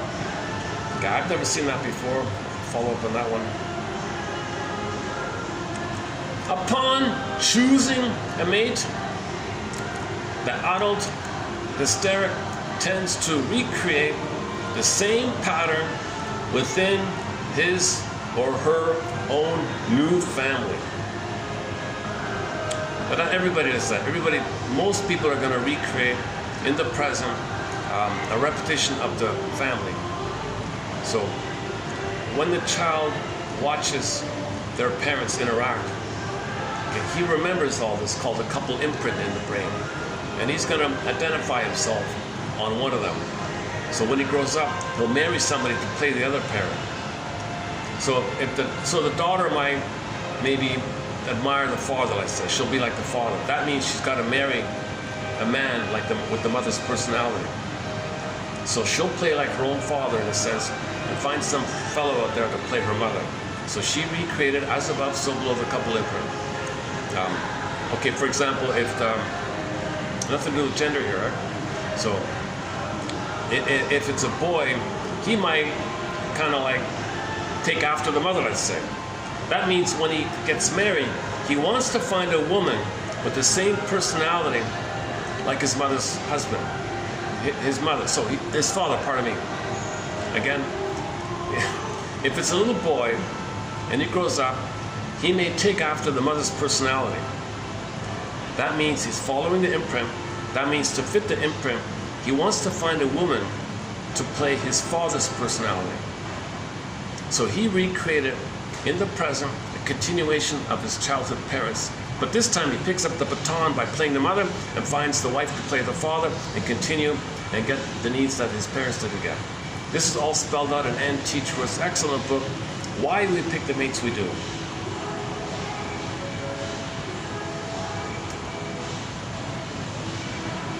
Okay, upon choosing a mate, the adult hysteric tends to recreate. Oh, we did that already. Oh, hang on. Well, here's the parrot one. One shrink said, I spent the entire year surrounded by hysterics. He calls them chronic parrots. So this guy must have been angry. He had an angry outburst. So he had his caseload after caseload. Every one of his clients were hysterics. So I'm assuming he got the image of a parrot repeating the same thing over and over again. But they're colorful, very flamboyant and colorful, but they're quack repeating the same thing.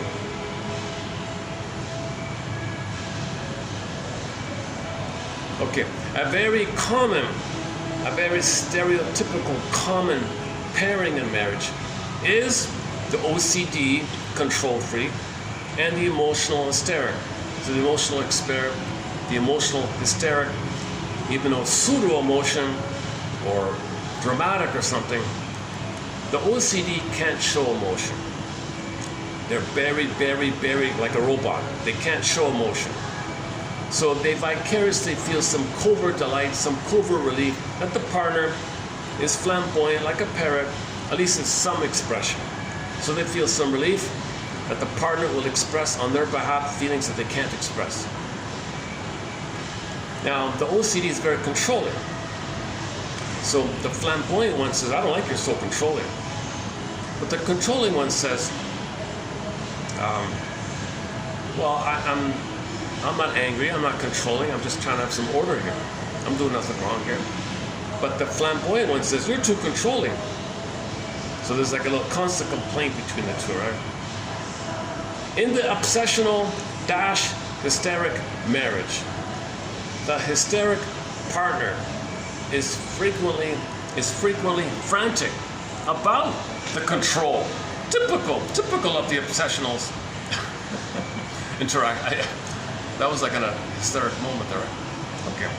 In the obsessional / hysteric marriage, the hysteric partner is frantic about the control, typical of the obsessional's interaction, while at the same time the obsessional, the OCD control freak, the very orderly, perfectionistic control freak one who doesn't show emotion, don't talk about it, they're confused. They're very confused. They don't see themselves as being angry. At the same time, he's convinced that everything he's doing is good. He has good intentions. He's not angry. He's doing something helpful. But the hysteric says, you're too controlling. You're too angry. You're henpecking me. You're micromanaging. You're pecking on me all the time. No, this is okay. Gotta have some order here. No, you're too controlling. You're too pecking on me. I don't understand. Why are you so angry? Why you gotta be so angry with so little?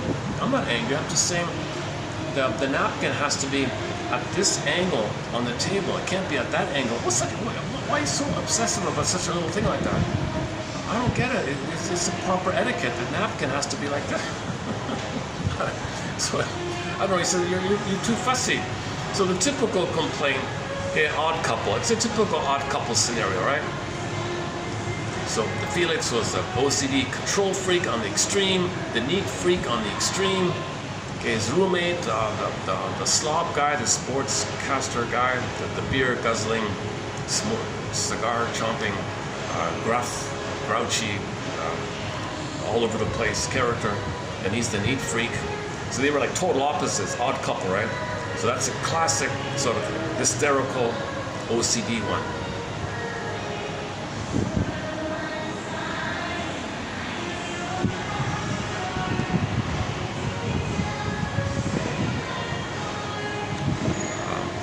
there a better example? That sitcom I Married Joan, the actress Joan Davis, she was a little hysterical, flamboyant.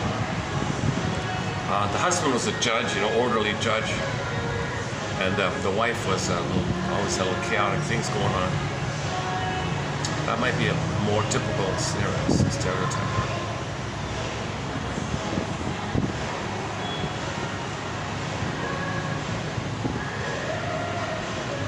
And they might stay together, and they might be unhappy due to unmet symbiosis. They'd feel too much pain if they broke up. They'd feel they lose themselves if they broke up. So they stay together, and they maintain this investment in this chaos. So it's familiar. It's painful but familiar. It's devitalized but painful but familiar. It's painful but numb, pain, numb. It's going on like this. It's an unhappy marriage, but they keep it because something worse will happen. They think something worse will happen. They're gonna feel having no mother and no baby will survive without a mother. That's what they're kind of feeling. So they cling. Oh, I gotta have it. So they put up with it. So the outcome is the talking cure. It stopped raining. Let me go back. I much prefer the other spot there. Hang on, maybe I can do this. It was awfully windy before.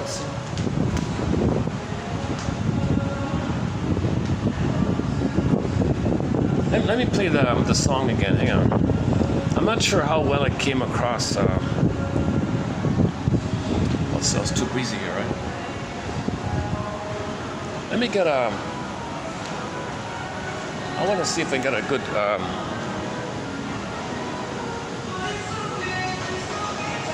What over here? That's not bad, right? The scenery here. How's this scenery? That's not a bad scenery here. Let's get another playthrough of that song. I want to try it again. Hang on a sec. What's it called again?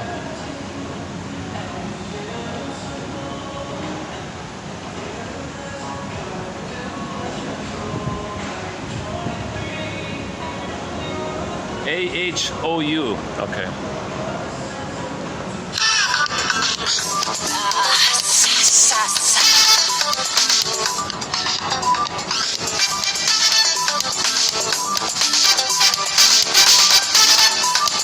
Merci a quel longa bebe un flou a nous ye be clobe oh mon bebo sien iti kenanti primi boku nyon fle wa yo claman que de oui ça bedran au li kenam la be fa benyan ye soir mou yes side be papa beni mawa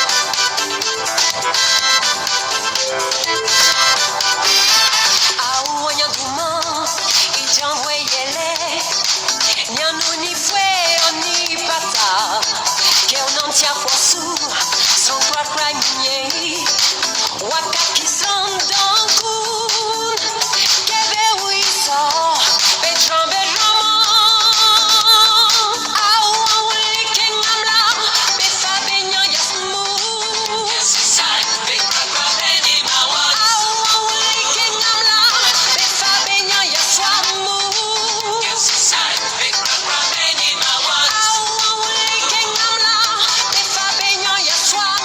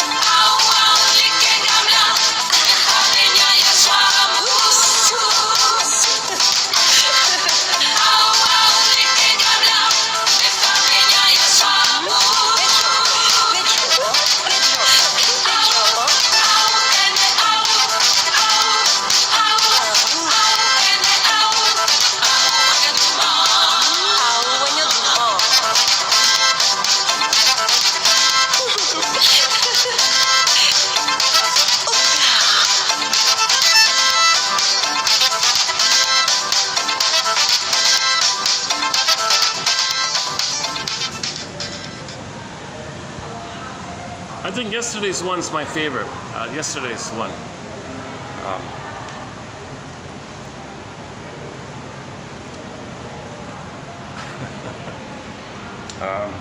Yeah, yesterday's one's a nice one.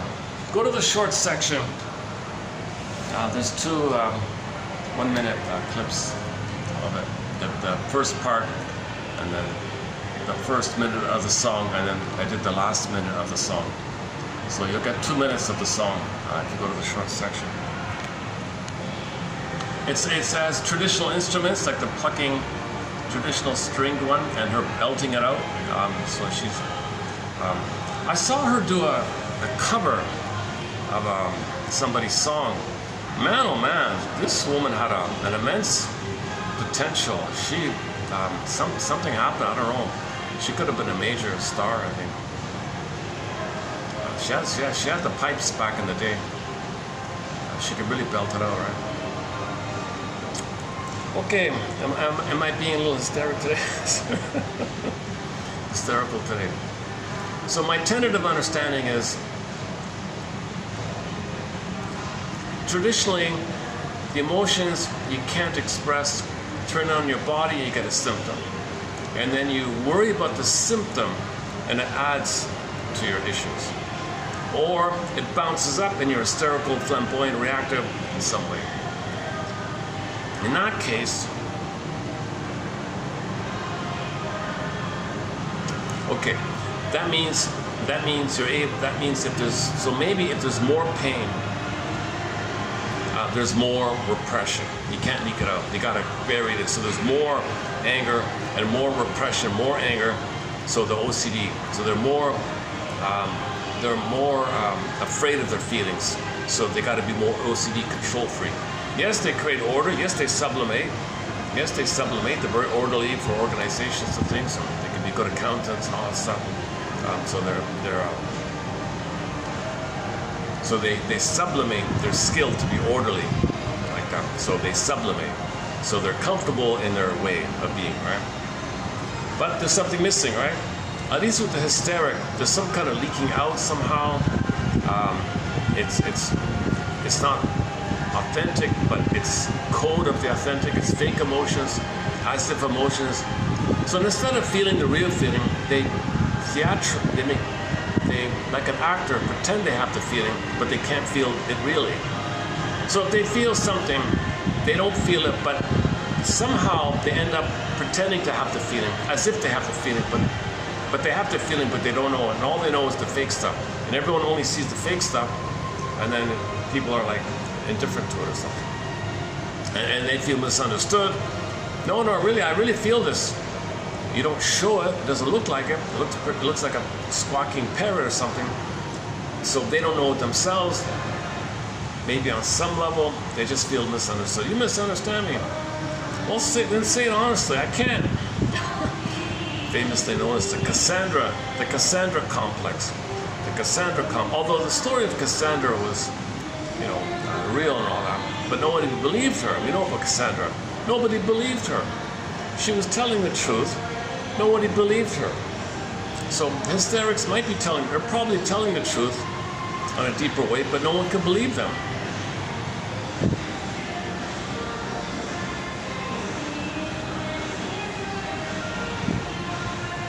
So histrionic means you're like an actor.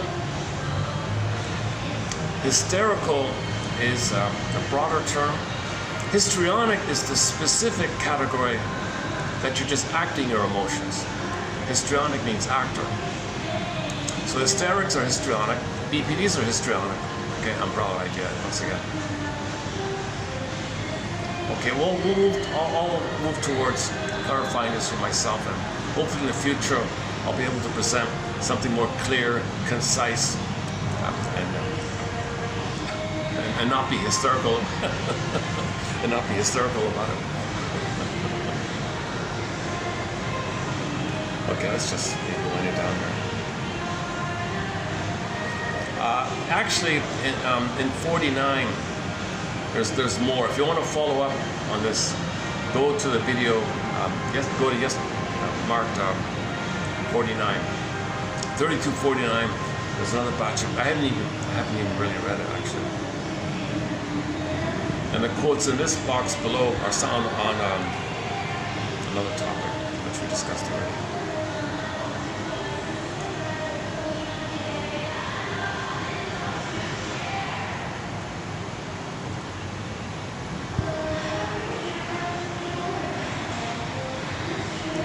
Emotionally shallow, fraudulent emotions. But it's dramatic nonetheless. Displays, lots of display, dramatic display. So the whole soap opera obviously is a whole, you might as well call it the hysterical show. Soap opera for Pete's sake. Costumes and drama. No, but opera, it's more a representation of a story, of a narrative, a mythological common narrative. So it has some purpose to offer a broad representation that what everybody feels on a personal level, something to capture everybody's personal version of the broad universal theme. Right?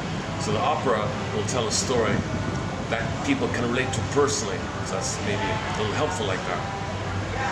But a soap opera, there's no myth there. There's just everybody's engaged in hysterics, and they don't know what they really feel, and that's why they're hysterical. Nobody understands them. They're hysterical.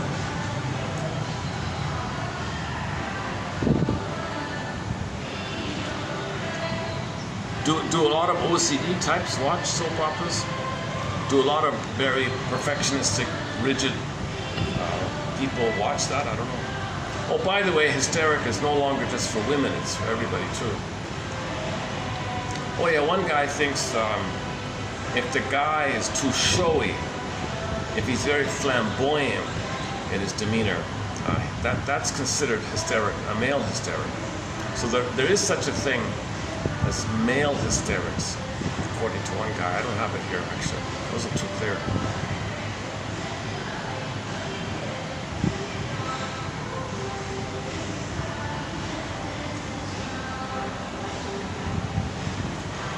Okay, I think I'm finally calming down here. Sometimes I'm a little, the problem with I'm not really like fully rested today, so when I'm in a mood like this, I don't deliver the video. I'm not too present in the video. I'm more hysterical. Yesterday I was more rested. I delivered the video more calmly, I thought. Even though I was in a busy hotel lobby, even though I was all distractions. See, like a day like today, there's no way I could do this in the lobby. I couldn't do it in a hotel lobby today if I'm feeling like this. So I had to go to a secluded, little reclusive kind of spot just to kind of balance things out a bit.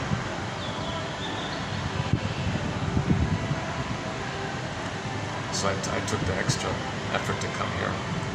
This is off the SkyTrain. This is not direct on the SkyTrain.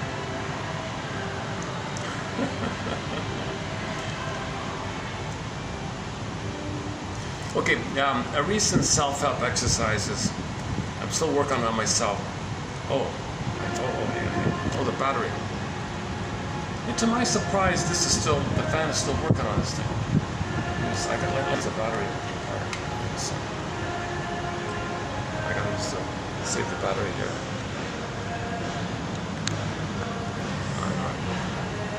Well, I'm glad my phone gives me a warning, so otherwise I lose the video. If the phone suddenly shuts out due to a battery, the whole video is lost for some strange reason. It's happening sometimes. That's okay. When that happens, I say to myself, it's disappointing, but it's an opportunity to redo it and make it a little better. See if I can make it a little better. You know, so usually it works out okay. What was I saying? Boy, the self-help.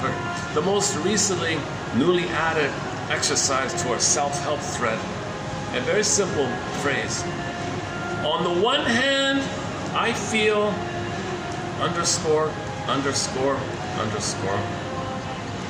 But on the other hand, I feel underscore. Just try that as a variation to the other, part of me this thinks this, and yet on the other hand, a part of me thinks that or feels that. So it's just a variation of the two, like the two brains, the two feeling, thinking, the two sides, unconscious, conscious, the wish and the fear. It's just a variation. So let's try here, let me try here. On the one hand, I feel tense, and I feel fidgety, and I feel like I'm criticizing myself today. But on the other hand, I feel a certain level of baseline okayness because I'm getting the quotes out. These quotes here are fairly easy to find. Sometimes they're hard to find.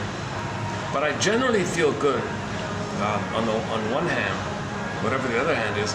On the other hand, I generally feel good. Because nobody's presenting or distributing these excellent quotes. Zilch. Nobody's doing this. Nobody's presenting or discussing these quotes. They're great quotes. Forget it. Nobody's doing it. On the rare occasion a shrink has a podcast, Snoozeville, forget it. He'll speak for 2 hours and say nothing. I don't know what his agenda is or what his purpose is. Doesn't make sense. Maybe he has a delusion. He's a professor or something like that. I don't get it. And then he's got like 100,000 views or something because of the title. I don't get it. Meanwhile, here's truly filled with anxiety. Although the views. I think this channel is shadow banned because if you search for anything, no search will ever take you to this channel. But here, some of the best quotes on any topic, on many topics out there are here. If you look for repetition compulsion, it won't take you here. But I've compiled probably the top 1, 2, 3, 400 quotes on the topic here. At least 200 quotes on it. And we have 63 topics like that. Okay, I'll admit the hysteric is not really a topic here. So this is maybe in the future we'll have this as a specific topic, I don't know yet. So today is a very cloudy one. So today's a bit of an exception. But go to yesterday's video on repetition compulsion. Those are clear, crystal clear. Oh no, that was 2 videos ago. 2 videos ago, we posted 8 very clear quotes on the compulsion to repeat. That's fun. I love that kind of thing. It's clear, it's informative.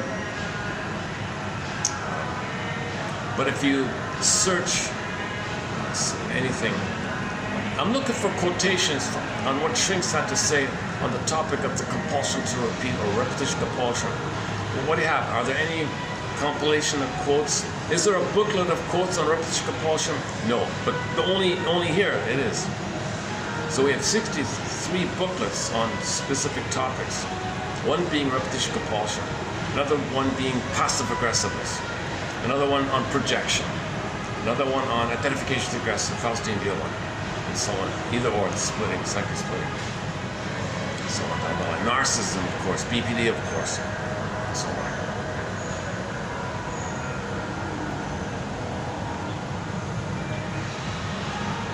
Like if you search an author, are there any quotes by Arthur Janoff, for example? You might get 1 or 2 that somebody said somewhere, it's nothing. But the best quotes from Mr. Janoff are here.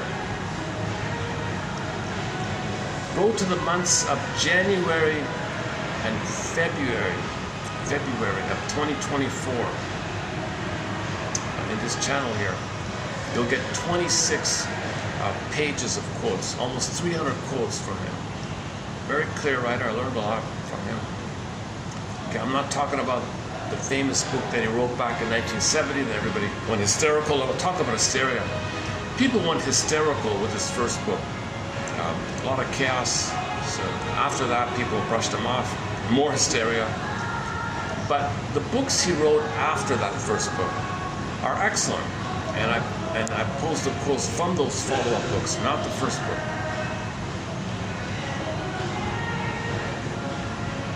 So we don't have a thread on this technique of his so-called primal method, whatever. That's out of my zone. I've never experienced this, so I don't think it's that simple like he says. But he spent his life exploring it, updating and updating and updating. So it was very informative. He went on a journey himself. His last book is excellent, Beyond Belief, about the cults. That's a great book, Beyond Belief. Hard to find book. His main one, if you're going to get one book of his, I think the best one probably is Primal Healing. Primal Healing.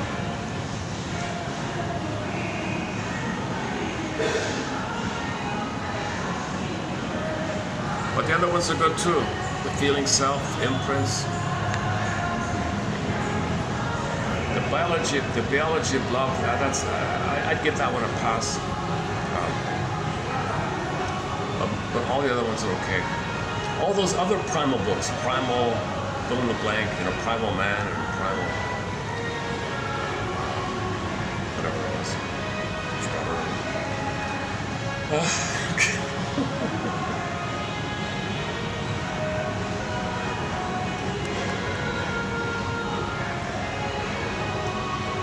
What was that song again? Let's play yesterday's.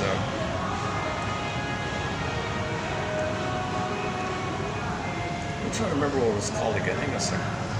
Yesterday's song was quite nice. Let's play that again. Hang on a second.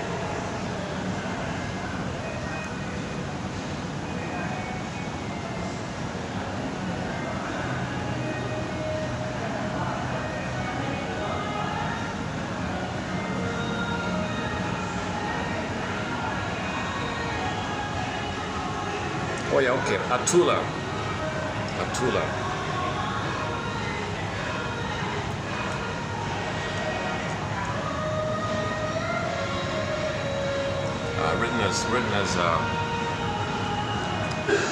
Written as two words. Not sure what it means.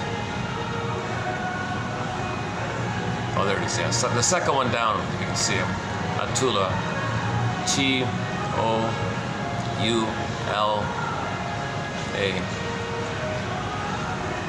Once again, her name is Nayank Na. Think of the band Shana Na. I'm not a fan or anything, but there's a band called Shana Na. Okay, there's the Na. If you know the band Shana Na. And then the yam. Think about yams. It's a popular food in Africa. Yams. Well, yeah, there's your yan. And then ka. Well, imagine if the members of the band Shana Na, they love to eat yams and then they do karate. You got it right. Na yan ka. Ready? Somebody coughs up here right now. Oh. What's it? Somebody smelled it behind you there.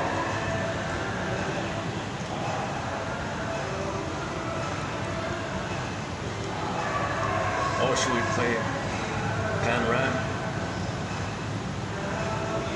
I have one heavy metal song, only one, by a German band from the 90s called Pan Ram, Passion and Crime. Could play that one. It's a fun song, yeah. Now let's go to the other side. And we'll close up with some hard rock.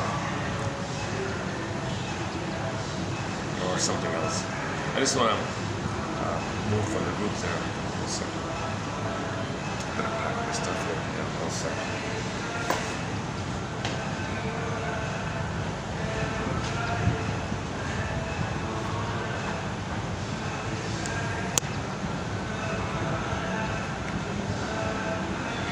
See if I can carry it all in one go.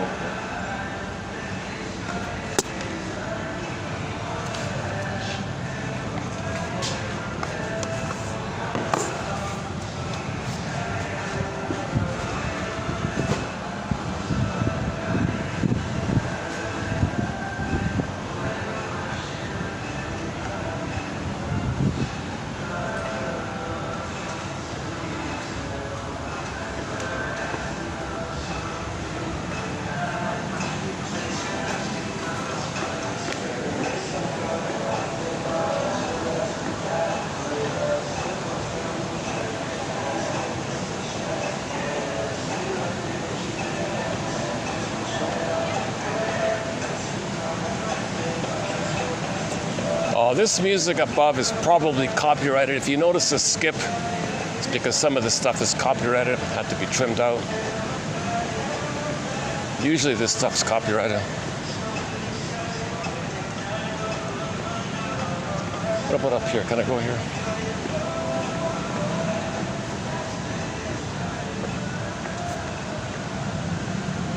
Look at this.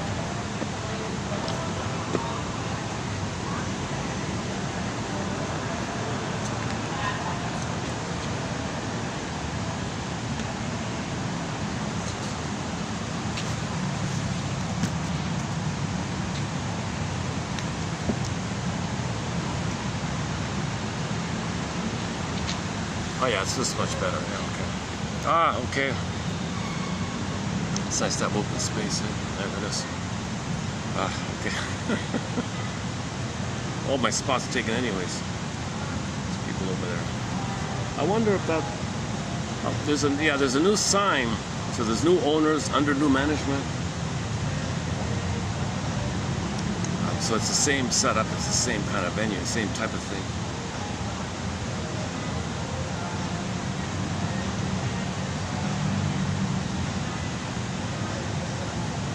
Not my scene. I can't stand that kind of loud thumping noise. Oh, we have one techno thumping kind of song. Oh, let's do that then. Okay, because we're in a techno thumping environment, we have one techno thumping song, also from Africa, from Nigeria. Another pop diva from Nigeria, Oma Wumi. Played it a couple of times before. Let's see if I can take it up here.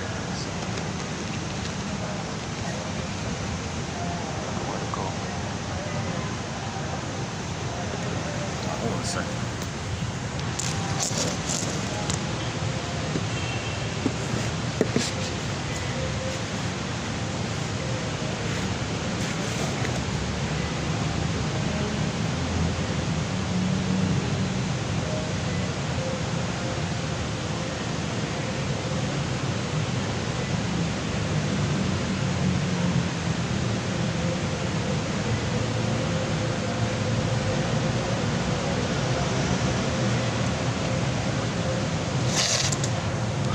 Oh yeah.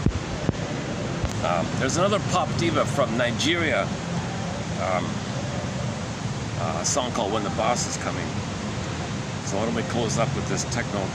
It's also techno thumping, dancing, quote unquote dancing. Is it real dancing?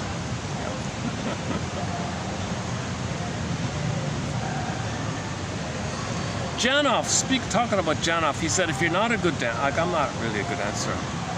He theorizes if you're not very coordinated, if you're like two left feet kind of thing, he thinks you might have had prenatal trauma. Your coordination is disturbed like that in the body. I don't know. Question mark. Just speculation. Speculation. Oh, there we go. All right. Yeah, maybe I'll come. Maybe I'll come here again next time. Yeah.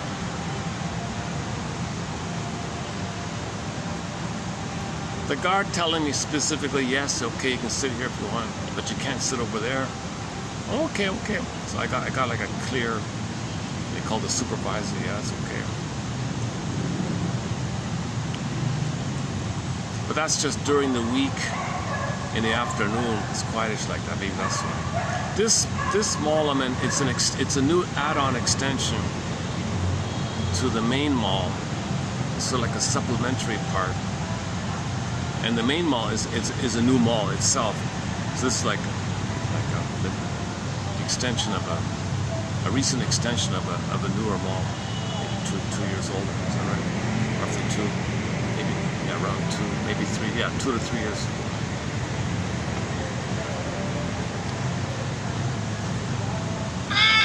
Oh! How'd that get on there?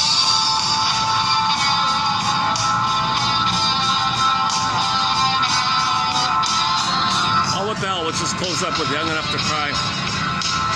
They're on tour as we speak.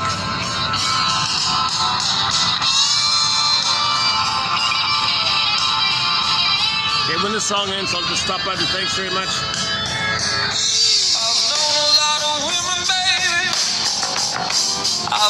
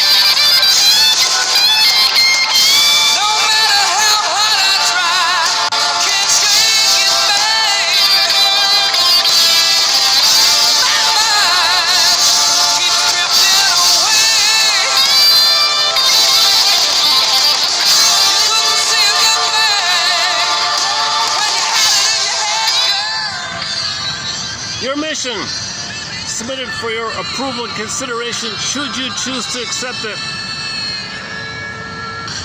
is to practice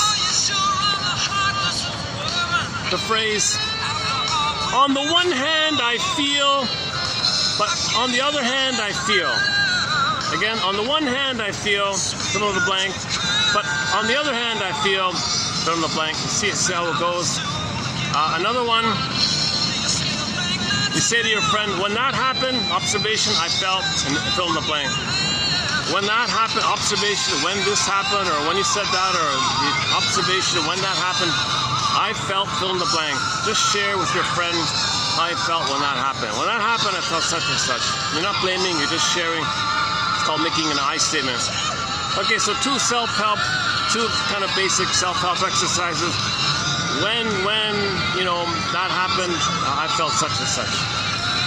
Okay, and then the other one is, on the one hand, I feel sweaty. On the other hand,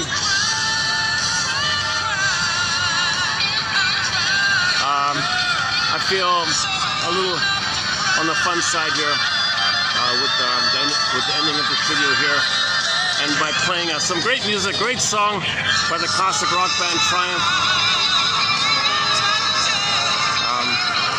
I think they should have brought Alyona Yaroshina to sing this for them.